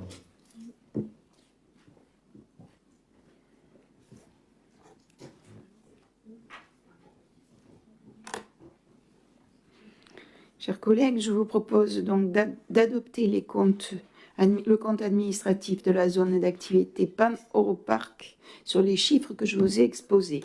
Qui est pour? Qui est contre? Qui s'abstient? Je vous remercie. Monsieur Zilio.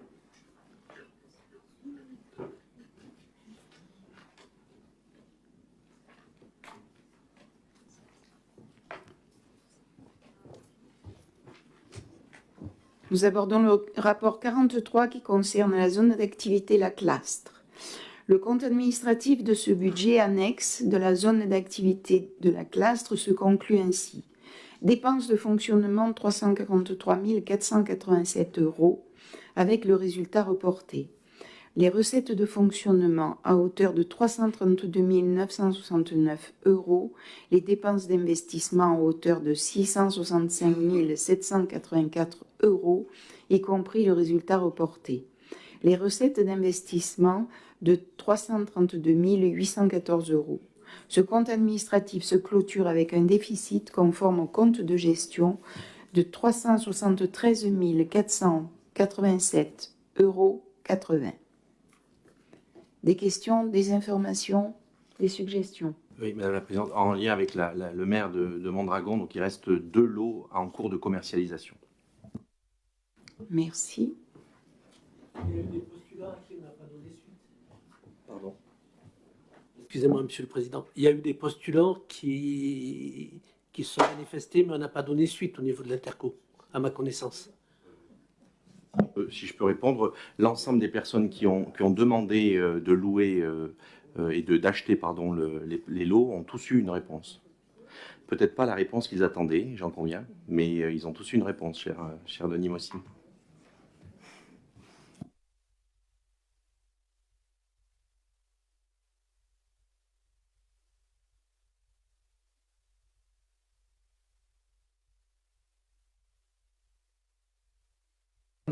Chers collègues, je vous propose d'adopter les résultats du compte administratif de la zone d'activité La Clastre avec les chiffres que je vous ai exposés.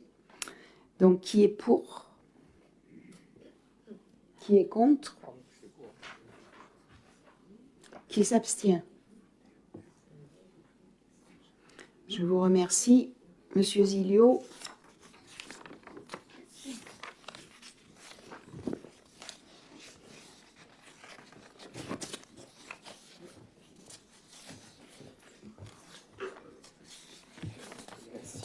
Je pense que c'est ici, Monsieur Oui. Zilio, que je vous rends Merci à la vous, présidence de cette séance.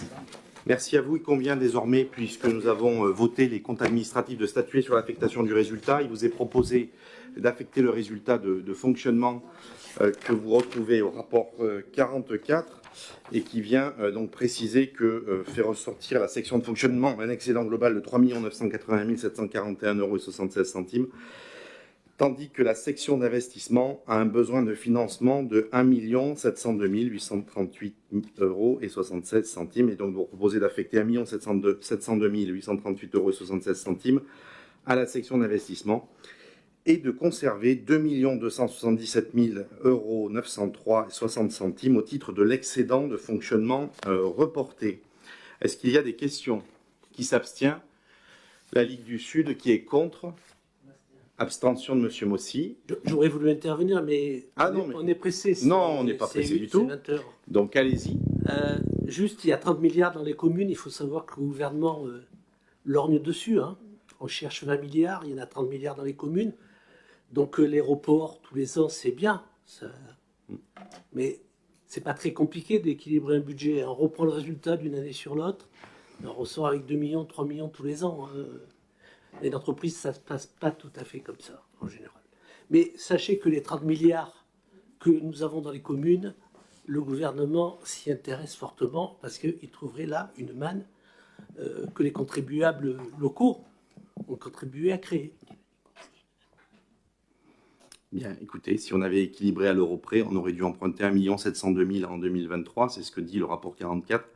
Et par conséquent, on a préféré le prendre sur l'excédent de fonctionnement. Je crois que c'est une gestion plus sage et plus raisonnable. Et d'ailleurs, vous avez raison de dire, mais vous avez oublié de dire qu'on contribue à hauteur des collectivités en difficulté, à hauteur de 2 millions d'euros. C'est le rapport 18 sur la contribution off-peak, puisque je vous rappelle que le fonds de péréquation, c'est pour aider les collectivités en difficulté. Donc, comme on donne déjà 2 millions d'euros pour aider les collectivités en difficulté, non, la globalité du FPIC, c'est 2 millions d'euros. Pour la part de l'intercommunalité, c'est 1,3 million. Et c'est ça le détail. Voilà. Mais voilà. Et par contre, ça veut dire que comme on donne des millions d'euros pour les collectivités en difficulté, nous serons les premiers contributeurs de ces dispositions à la recherche des milliards. Voilà. Peut-être un peu moins dans nos communes, mais certainement à la communauté de communes. Vous avez raison de le préciser, alors que l'État, lui, vote depuis des décennies des budgets en déséquilibre. Et ça, c'est un autre débat qui n'a pas lieu dans cette Assemblée. Rapport 44, il s'agit d'affecter le résultat. Qui s'abstient? La Ligue du Sud qui sourit. Qui est contre? Adopté à la majorité. Qui rit, pardon. Rapport 45, il s'agit du vote des taux de fiscalité sur les 4 taxes Depuis donc l'année dernière, la CCRLP est redevenue compétente en matière de taux concernant la taxe d'habitation sur les résidences secondaires. Le Conseil communautaire est invité à valider la fixation des taux d'imposition, c'est-à-dire de les maintenir et de réintégrer cette TH sur les résidences secondaires que nous avions à l'époque TH à ce ratio de 6,14. Est-ce qu'il y a des questions? Qui s'abstient? La Ligue du Sud, qui est contre, adopté à l'unanimité. Question numéro 46, il s'agit du vote du taux de fiscalité sur la taxe d'enlèvement des ordures ménagères. Le Conseil communautaire est invité à valider la fixation des taux d'imposition pour 2024 comme il suit. Vous avez l'ensemble du détail et donc il vous est proposé de délibérer en ce sens. Est-ce qu'il y a des questions? Qui s'abstient? Qui est contre? La Ligue du Sud contre. Dossier adopté à la majorité. Rapport 47, il s'agit du vote du produit en ce qui concerne la taxe GEMAPI qui fixe pour l'année 2024 le produit de la taxe gestion des milieux aquatiques et prévention des inondations à 800 000 €, comme nous l'avions déjà fait, d'autoriser le président à signer tout document se rapportant à ce dossier. Est-ce qu'il y a des questions? Monsieur Grappin.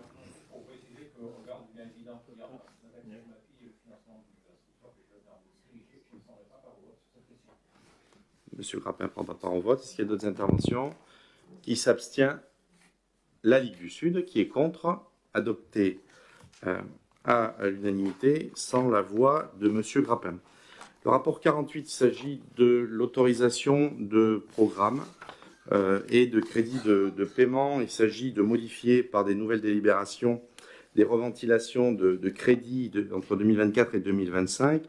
D'ajouter l'année 2024 sur le haut débit en lien avec le conseil départemental qui va appeler prochainement la dernière somme concernant le déploiement de la fibre, l'autorisation de programme sur la maison du terroir et la manufacture avec des crédits réajustés et l'autorisation de programme relative au théâtre de verdure est reventilé entre 2024 et 2025, comme vous l'aviez dans les tableaux.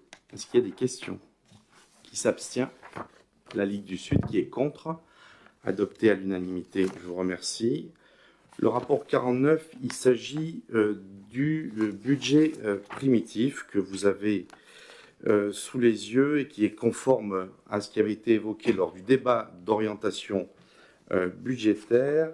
Je rappelle que c'est un vote de délibération et pas un débat d'orientation budgétaire qui a déjà eu lieu fin février. Est-ce qu'il y a des questions?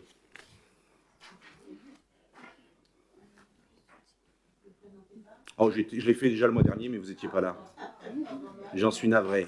Comme vous séchez les conseils, un coup oui, un coup non, c'est difficile à suivre. Je ne vais pas refaire ce que j'ai déjà dit. Allez-y, madame, allez-y. Merci, monsieur. C'est vrai que vous avez beaucoup à faire partout et que donc il est difficile de réexposer les choses. Alors, on le voit, explosion des charges à caractère général, explosion des charges de personnel et en fait explosion des impôts et de la dette. Aucune remise en question liée à vos résultats de ces 10 dernières années, comme je le disais. En 4 ans, les charges à caractère général ont bondi de près de 54%. Il y a une nouvelle hausse annoncée pour 2024 qui va conduire ces charges à augmenter de près de 70% en 5 ans. Vous, ça vous satisfait? Je présume quand même que la population commence à en avoir assez. 10% de hausse, je ne présume pas d'ailleurs, elle le dit, 10% de hausse supplémentaire entre 2023 et 2024. 2023, qui était déjà une année de forte hausse, vous imputez les hausses au pic et à l'énergie, comme on vient de l'écouter maintenant, mais cela fait 10 ans que vous augmentez tous les postes de dépenses, sauf l'investissement. Et comme je le disais, c'est jamais de votre faute, c'est toujours ou le Covid, ou le président de la République, ou l'énergie, ou ceci, etc. Et on le voit encore une fois, vous l'avez évoqué tout à l'heure, on s'en doutait, et c'est clair. Là. Sur les charges de personnel, comme je le disais tout à l'heure, on voit que les mutualisations ne servent à rien, vous n'économisez à rien, vous continuez de dépenser et ça aussi, vous reportez la faute sur les autres, c'est jamais vous. Alors, je donne un exemple. Plus 21% de charges de personnel à Bolène, dans l'année, hein, plus 9% à la CCRLP entre 2023 et 2024, en un an. Alors, on se demande où sont les gains de cette mutualisation, mais on ne se demande pas longtemps, puisqu'on voit bien que c'est un puissant fond et que ce qui est normalement la philosophie des intercommunalités, c'est-à-dire de faire en sorte que le travail et la mutualisation permettent des économies d'échelle. On voit que sur votre gestion, eh bien, ça n'est pas possible. Je ne sais pas ce qu'il en est pour les... Je sais qu'à Bolène, ça a bien augmenté. Je ne sais pas ce qu'il en est pour les autres communes. Mais je présume que rien ne s'arrange nulle part dans votre gestion. Je le disais tout à l'heure aussi, mais je le redis à volontiers, ces hausses sont liées à votre mauvaise gestion dans tous les sens du terme, départ en cascade de personnel, mal-être au travail, arrêt de maladie, les agents souffrent et le font savoir. C'est maintenant le premier monsieur Mossy, j'ai pas le droit de vous regarder, monsieur Mossy, j'ai pas le droit de vous sourire, je vais donc mettre une visière bientôt, de façon à ne pas avoir quelques... vous m'excuserez, ce ne sera pas du mépris, monsieur, ce sera une interdiction venue de la direction de cette collectivité. Alors, oui, monsieur Mossy en a parlé. La Chambre régionale des comptes en a largement parlé d'ailleurs, et elle a dit à l'époque que vous aviez menti, puisque pour un personnel transféré, vous aviez embauché un personnel, et c'était ses propres mots. Hein. Alors vous pouvez hocher la tête, Madame Desfonds-Fargeon, je sais que vous êtes costaud sur le sujet, monsieur le maire aussi, vous êtes irréprochable, on le voit bien dans votre gestion.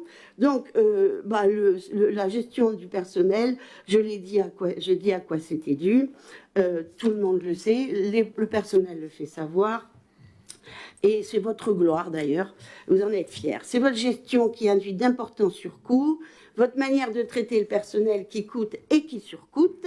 Sur les investissements, là, nous n'en finissons plus de payer la maison du terroir, la salle de cinéma, c'est pareil, et maintenant le théâtre de verdure. Alors, quand on voit que tout ça doit servir au développement économique, heureusement qu'on n'est pas pressé, parce que 4 ans pour faire une salle de cinéma, la maison du terroir qui est devenue une maison des services publics, puisque à part un brasseur, je crois, qui a attendu 2 ans pour pouvoir s'installer, ce qui a démoralisé le chocolatier aussi. Alors peut-être qu'un jour il va venir, mais là pour l'instant il ne s'est pas décidé. Pourtant vous l'aviez annoncé à grand renfort de publicité.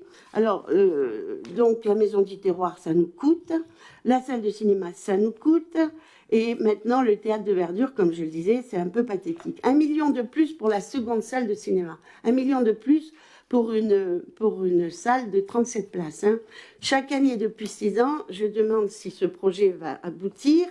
On n'a pas de réponse, on voit juste que ça se poursuit. Alors, je l'ai dit, hein, le projet avait été annoncé bien avant 2020, il a été mis en place en 2020, opportunément pendant les élections. Ça vous a permis encore de faire beaucoup de vent, beaucoup de battage comme d'habitude, et puis 4 ans plus tard, c'est toujours pas fini. Alors je me demande s'il faut 4 ans, même dans un pays qui a des difficultés comme le nôtre, s'il faut vraiment 4 ans pour réaliser une salle, je le disais, de 30 sièges dans un bâtiment existant. Le tout à grand renfort de millions d'euros. L'impôt des entreprises, à mon avis, devrait plutôt servir au développement économique qu'à ce genre d'opération qui, en fait, n'est là que pour, comment dirais-je, jeter de la poudre aux yeux, ou vous-même, vous parez des plumes du pan, mais apparemment, vous êtes un peu déplumé, là. Alors, on l'a vu dans les documents que vous avez présentés, le développement économique n'avance pas. La somme a été dévolue en 2023 et de 25 millions d'euros. Alors, quand on voit l'article, on voit le compte-rendu dans la presse de la réunion du Cénov, qui très poliment d'ailleurs, contrairement à ce qui a été écrit après, dit il faudrait peut-être faire quelque chose, il faudrait peut-être bouger. Alors, c'est vrai que vous vous êtes vanté d'avoir fait une poissonnerie qui a coulé. vous aviez acheté le flamenco pour faire je sais pas quoi, vous l'avez revendu. La maison du terroir, je vous le dis, c'est des services, hein, c'est la CEMIP, c'est ceci, cela, mais c'est surtout pas du développement économique ou alors à la marge, à la marge. Donc effectivement, le Cénov a raison, comme ce sont des gens bien élevés, bien polis, parce que eux sont la richesse. C'est pas comme vous qui la gaspillez, cette richesse. Mais eux, ils la créent, la richesse, avec leurs entreprises, avec leurs impôts, avec leurs investissements, avec leurs idées de modernisation, etc. Alors, ils attendent un peu une petite action, mais en fait, ils ne voient rien venir. C'est un peu comme ce RAN ou comme les promesses que vous faites depuis votre élection, et avant même votre élection, et qui, on le voit aujourd'hui, tombent à plat. Comme chaque année, ce budget ne permet pas de lire votre projet politique. Ça oscille entre projets qui n'avancent pas et qui n'apportent rien au territoire et une gestion de l'urgence au fur et à mesure des dégradations. Et malgré cela, vous avez encore besoin de recourir à l'emprunt parce que vous avez parlé de mes 18 millions, mais je rappelle une nouvelle fois, puisque vous semblez l'oublier, que quand je suis arrivée, monsieur, à la tête de la mairie de Bolène, la dette était de 25 millions. J'ai désendetté, j'ai réalisé des équipements, ce qui vous permet d'ailleurs, comme je vous l'ai dit hier, dans le journal municipal, de dire Bolène rayonne grâce à la piste de BMX que ma majorité a faite et grâce au tennis couvert que ma majorité a faite, même s'il y avait un peu de goudron qui dépassait. En attendant, les investissements sont là et vous pouvez vous vanter. Je rappelle, monsieur, ça vous fait rire, que les tennis couverts étaient attendus depuis 30 ans quand même. Hein. C'était les tennismen qui me le disaient. Donc, vous voyez, vous parlez beaucoup et je suis partie en ayant désendetté à hauteur de 18 millions et en ayant investi beaucoup plus que ce que vous ne le ferez jamais. Donc, ça, au passage, un petit rectificatif. Donc, vos comptes sont aussi percés que la toiture de la piscine. Ah oui, parce que là, j'aimerais revenir sur la piscine que vous avez en charge depuis un certain nombre d'années, quand même, depuis le transfert de 2017, je crois. Et vous nous avez dit au conseil municipal de Bolène, vous n'avez rien fait, Madame Bompard, j'ai dû mettre 1 million d'euros dans la piscine. Bon, 1 million d'euros, on pouvait espérer qu'il n'y ait pas de trou dans la toiture et que l'eau ne coule pas, comme on l'a vu récemment. J'allais d'ailleurs poster une vidéo sur cette catastrophe.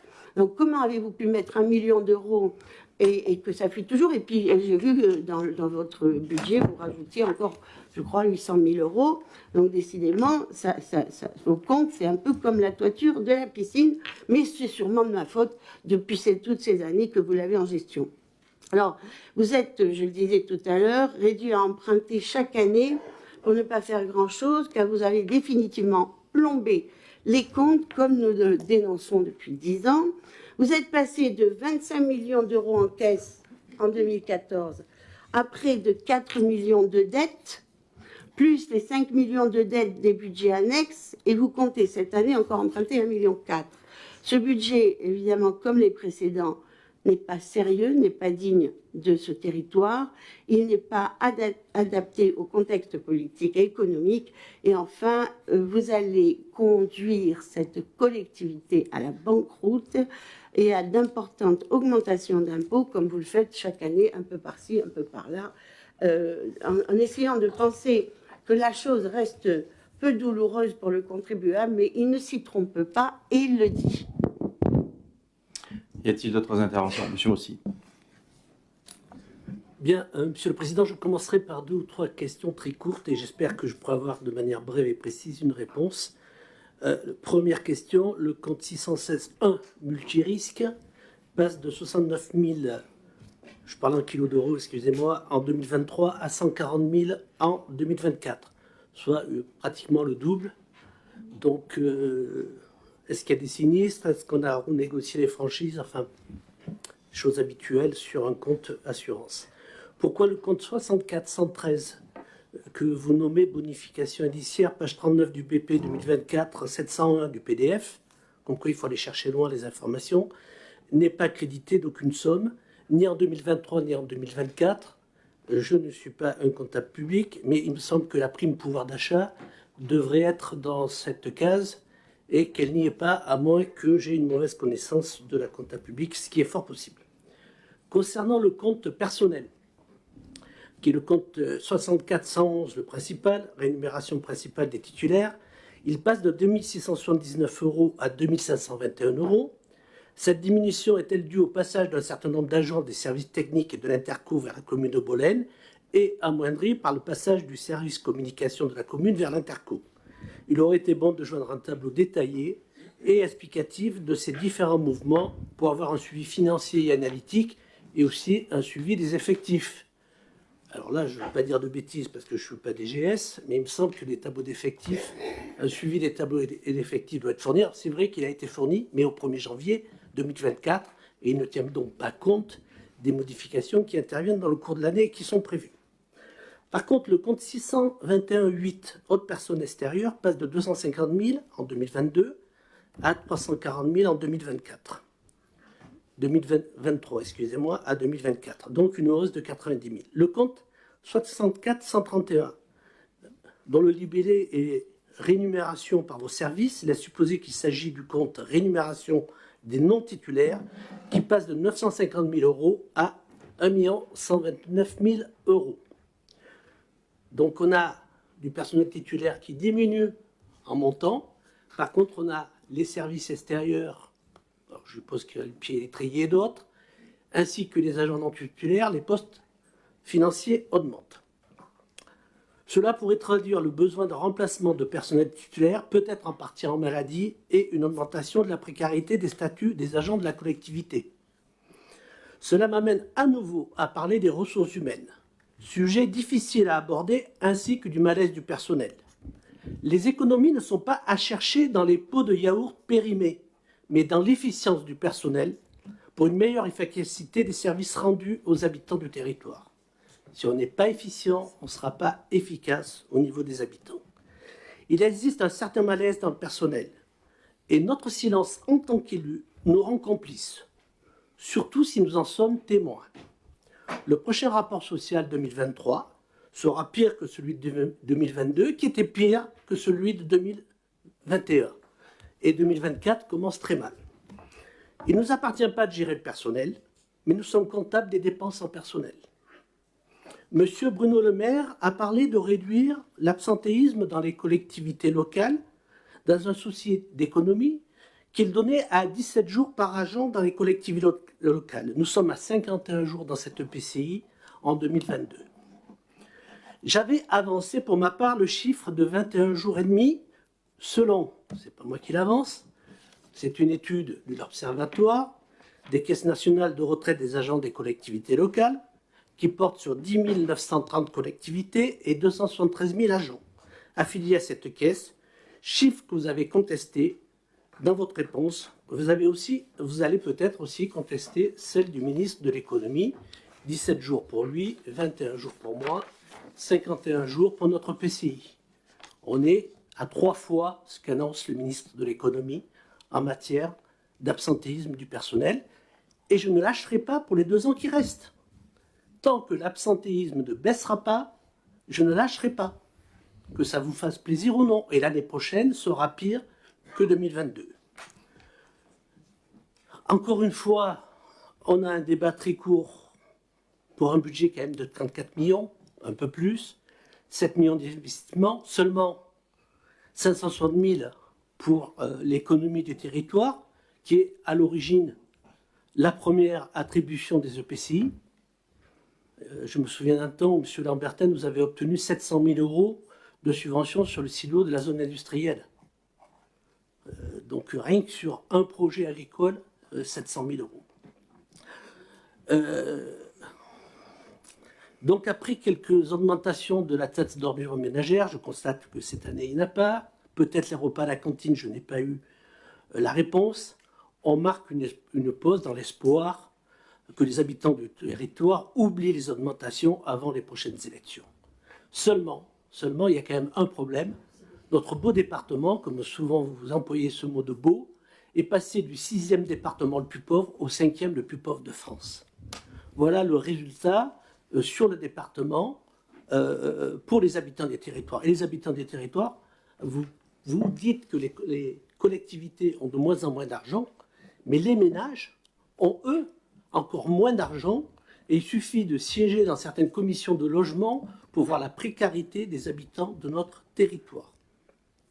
À défaut d'avoir eu des réponses à plusieurs reprises, chaque fois que peut en poser dans cette Assemblée, je ne voterai pas ce budget.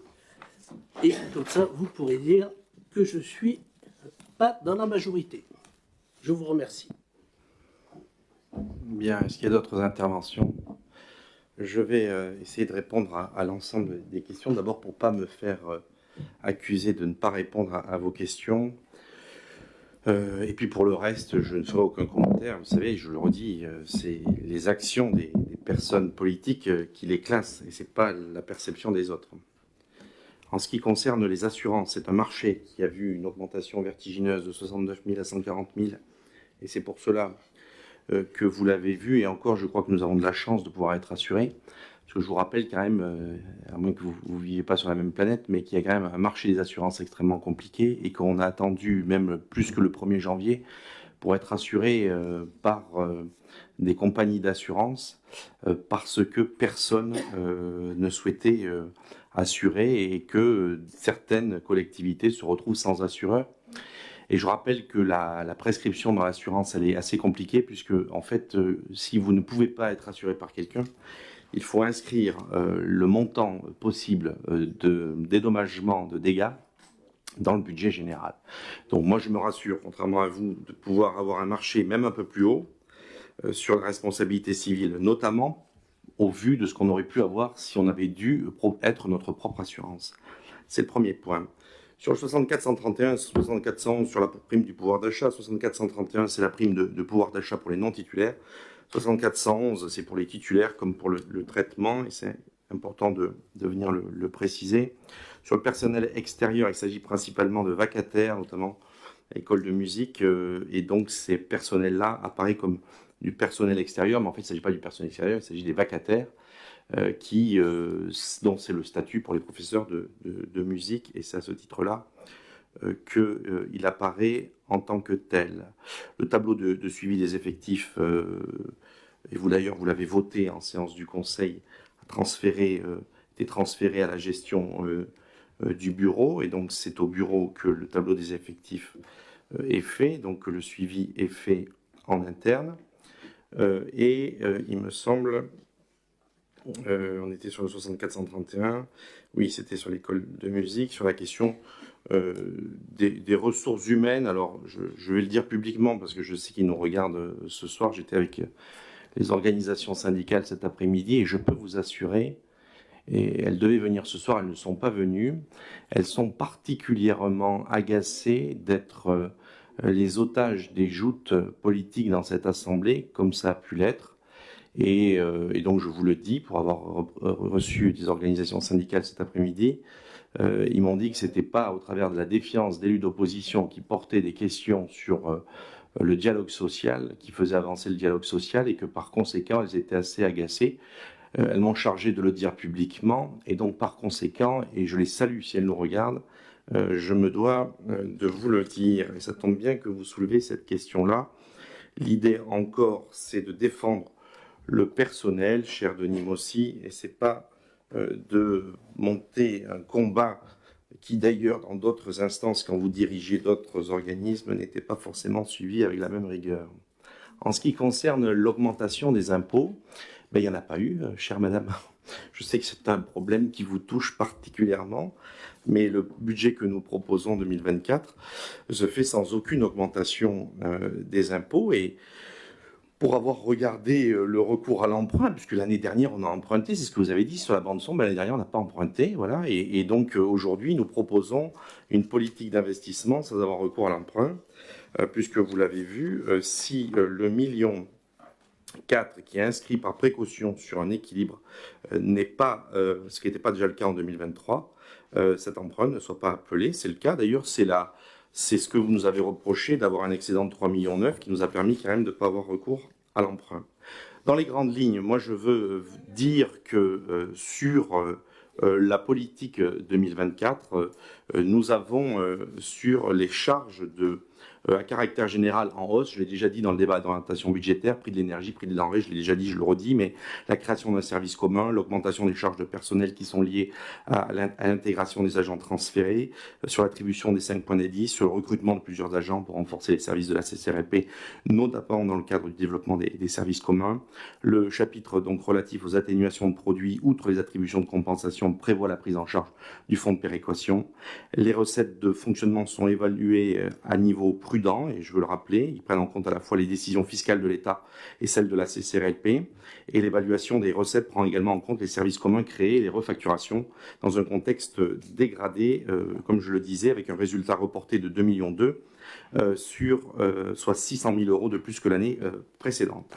Comme je vous l'ai dit au débat d'orientation budgétaire, les investissements pour 2024 s'élèvent à plus de 7 millions d'euros et seront fléchés, comme je vous l'avais dit, notamment sur la GEMAPI pour 900 000 €, donc 400 000 € au syndicat mixte du bassin versant du Lez pour les acquisitions foncières, la poursuite des programmes mentionnés précédemment lors de la délibération relative au programme pour environ 2 millions d'euros, 400 000 € pour les écoles du territoire, 400 000 € pour les bâtiments culturels sportifs d'intérêt communautaire, auxquels s'ajoutent 800 000 € prévus au centre aquatique. Et enfin, la communauté de communes prévoit également de porter près de 900 000 € des travaux de voirie sur les communes membres et de déployer les équipements liés à la collecte des déchets au travers notamment des points d'apport volontaires pour 250 000 €, là aussi en étant prudent, puisque 250 000 €, c'est la recette de valorisation que nous récupérons par la valorisation du tri.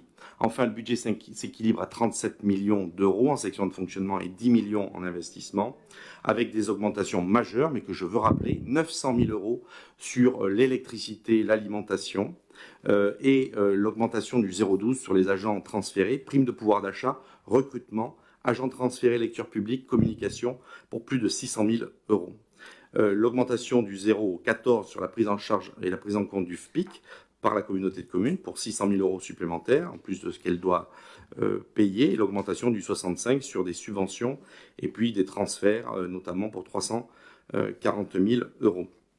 Il s'agit de programmer en 2024 donc 7 millions d'euros sur un investissement fort dans un contexte difficile, avec une gestion saine en essayant de reproduire ce que nous avons fait sur le zéro recours à l'emprunt en 2023 et de faire en sorte, avec ce 1,6 million de résultats pour l'exercice 2023, de pouvoir regarder les chiffres en face. Enfin, un emprunt de 1,4 million, je le disais, par précaution et par équilibre, et 0 augmentation des taux en 2024 pour préserver le portefeuille des ménages et des entreprises et les aider à amortir un contexte national difficile. Stabilité sur les taux votés en 2023, maintien des taux de taxe d'enlèvement des ordures ménagères fixés en 2023 et l'ensemble des accompagnements qui restent, je le rappelle, quand même plus de 23 millions d'euros de travaux réalisés dans les communes grâce au fonds de concours depuis leur création, qui fait de notre intercommunalité le premier financeur des politiques communales. Voilà ce que je voulais dire pour ceux qui ont séché le débat d'orientation budgétaire et pour ceux qui l'ont mal entendu. Le débat n'a pas lieu puisqu'il a été fait. Je soumets cette délibération au vote. Qui s'abstient? Qui est contre?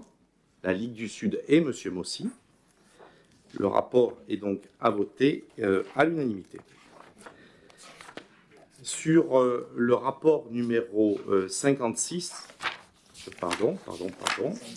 50, il s'agit de repasser l'ensemble des budgets liés à l'ensemble des budgets annexes. Sur le service public de l'assainissement non collectif, il s'agit donc de proposer un budget en équilibre à 50 200 €, d'adopter ce budget pour faire en sorte que nous puissions estimer 60 contrôles sur les périodicités des 8 ans, auxquels s'ajoutent les contrôles de conception et de réalisation. Voilà ce qui a été identifié sur le budget primitif 2024, avec une réévaluation des tarifs sur l'année 2023 pour prendre en compte le déficit de 9 000 € qui avait été prévu et que vous avez vu tout à l'heure au compte administratif 2023. Et il n'y a pas donc de section d'investissement. Il convient donc d'adopter ce budget et de constater qu'il s'équilibre et pour un montant de 50 200 €. Est-ce qu'il y a des questions? Qui s'abstient? Qui est contre? Abstention de la Ligue du Sud et de M. Mossy. Question numéro 51. Il s'agit du budget annexe de l'Office de tourisme. Il s'agit donc d'un budget dont vous avez un équilibre de 292 100 en fonctionnement et 52 911,36 € en investissement, d'adopter ce budget en tant que tel et de porter la démarche du développement d'un réseau de développement de pistes cyclables et notamment du développement du cyclotourisme pour relier notamment la Via Rona sur ce budget 2024. Il est prévu de développer toujours ces animations et d'équilibrer ce budget, comme je viens de le préciser, de m'autoriser à des mouvements de crédit de chapitre à chapitre à l'exclusion des crédits relatifs aux dépenses de personnel, et ce dans la limite de 7,5% des dépenses réelles de chacune des sections. Est-ce qu'il y a des questions? Qui s'abstient? La Ligue du Sud et M. Mossy. Qui est contre? Adopté à l'unanimité. Rapport 52. Il s'agit du budget annexe du pôle médical qui s'équilibre à hauteur de 353 910 € en fonctionnement et 21 723,62 € en investissement. Il convient donc de voter ce budget et de m'autoriser à signer tous les documents nécessaires à ce rapport. Est-ce qu'il y a des questions? Qui s'abstient? La Ligue du Sud et M. Mossy. Qui est contre? Dossier adopté à l'unanimité. La question numéro 53. Il s'agit du budget annexe de la zone d'activité de la Croisière. Pour ce budget, il est prévu la poursuite des cessions des lots anticipés à hauteur de 700 000 € que vous retrouvez dans le tableau et avec actuellement 4 parcelles pour lesquelles les ventes sont en compromis. Le budget retrace également les écritures de stock qui découlent des ventes estimées et donc ce budget s'équilibre à 2,5 millions en section de fonctionnement et 2,857 millions en investissement. Est-ce qu'il y a des questions? Qui s'abstient? La Ligue du Sud et monsieur... Non, la Ligue du Sud. Qui est contre? Adopté à l'unanimité. Question numéro 54. Il s'agit du budget annexe de la zone d'activité Pan-Europarc. Les acquisitions foncières, les indemnisations des fermiers ainsi que les aménagements de voirie nécessaires à l'accès de la zone sont prévus au budget 2024 à hauteur de 5,4 millions. Ce budget s'équilibre à 12 430 000 en section de fonctionnement et 11 millions en investissement. Je profite pour remercier l'État qui, au travers de la DETR, nous versera 1,5 million d'euros pour développer cette zone. Puisque tout à l'heure on parlait d'accompagnement et de subventions, et donc je remercie les services de l'État. Voilà ce qu'il est proposé, de voter ce budget et de m'autoriser à procéder à tout ce qui permet la réalisation de ce rapport. Qui s'abstient? La Ligue du Sud, qui est contre, adopté à l'unanimité. Question numéro 55. Il s'agit du budget annexe de la zone d'activité de la Clastre. Pour 2024, il est prévu de céder les parcelles de ce budget annexe. Ce budget s'équilibre donc à 375 497,80 € en section de fonctionnement et 708 457,76 € en investissement, et de voter ce budget, de m'autoriser à faire en sorte que ce rapport puisse être exécuté. Est-ce qu'il y a des questions? Qui s'abstient? Abstention de la Ligue du Sud. Qui est contre? Adopté à l'unanimité. Et enfin, le rapport 56, qui est le budget annexe de la zone d'activité de la gare, pour lequel ce budget créé fin 2023 prévoit pour 2024 des opérations de démarrage, c'est-à-dire des acquisitions foncières et des premiers aménagements. Et donc ce budget s'équilibre à 600 010 € en section de fonctionnement et 600 000 € en investissement. Pourquoi il y a 10? C'est les charges de gestion courantes. C'est les ajustements de TVA en fin d'année. Très bien. Est-ce qu'il y a des questions sur ce rapport? Qui s'abstient? La Ligue du Sud. Qui est contre? Dossier adopté à l'unanimité. La séance du Conseil communautaire est terminée. Je vous remercie, chers collègues, et vous souhaite une très bonne soirée.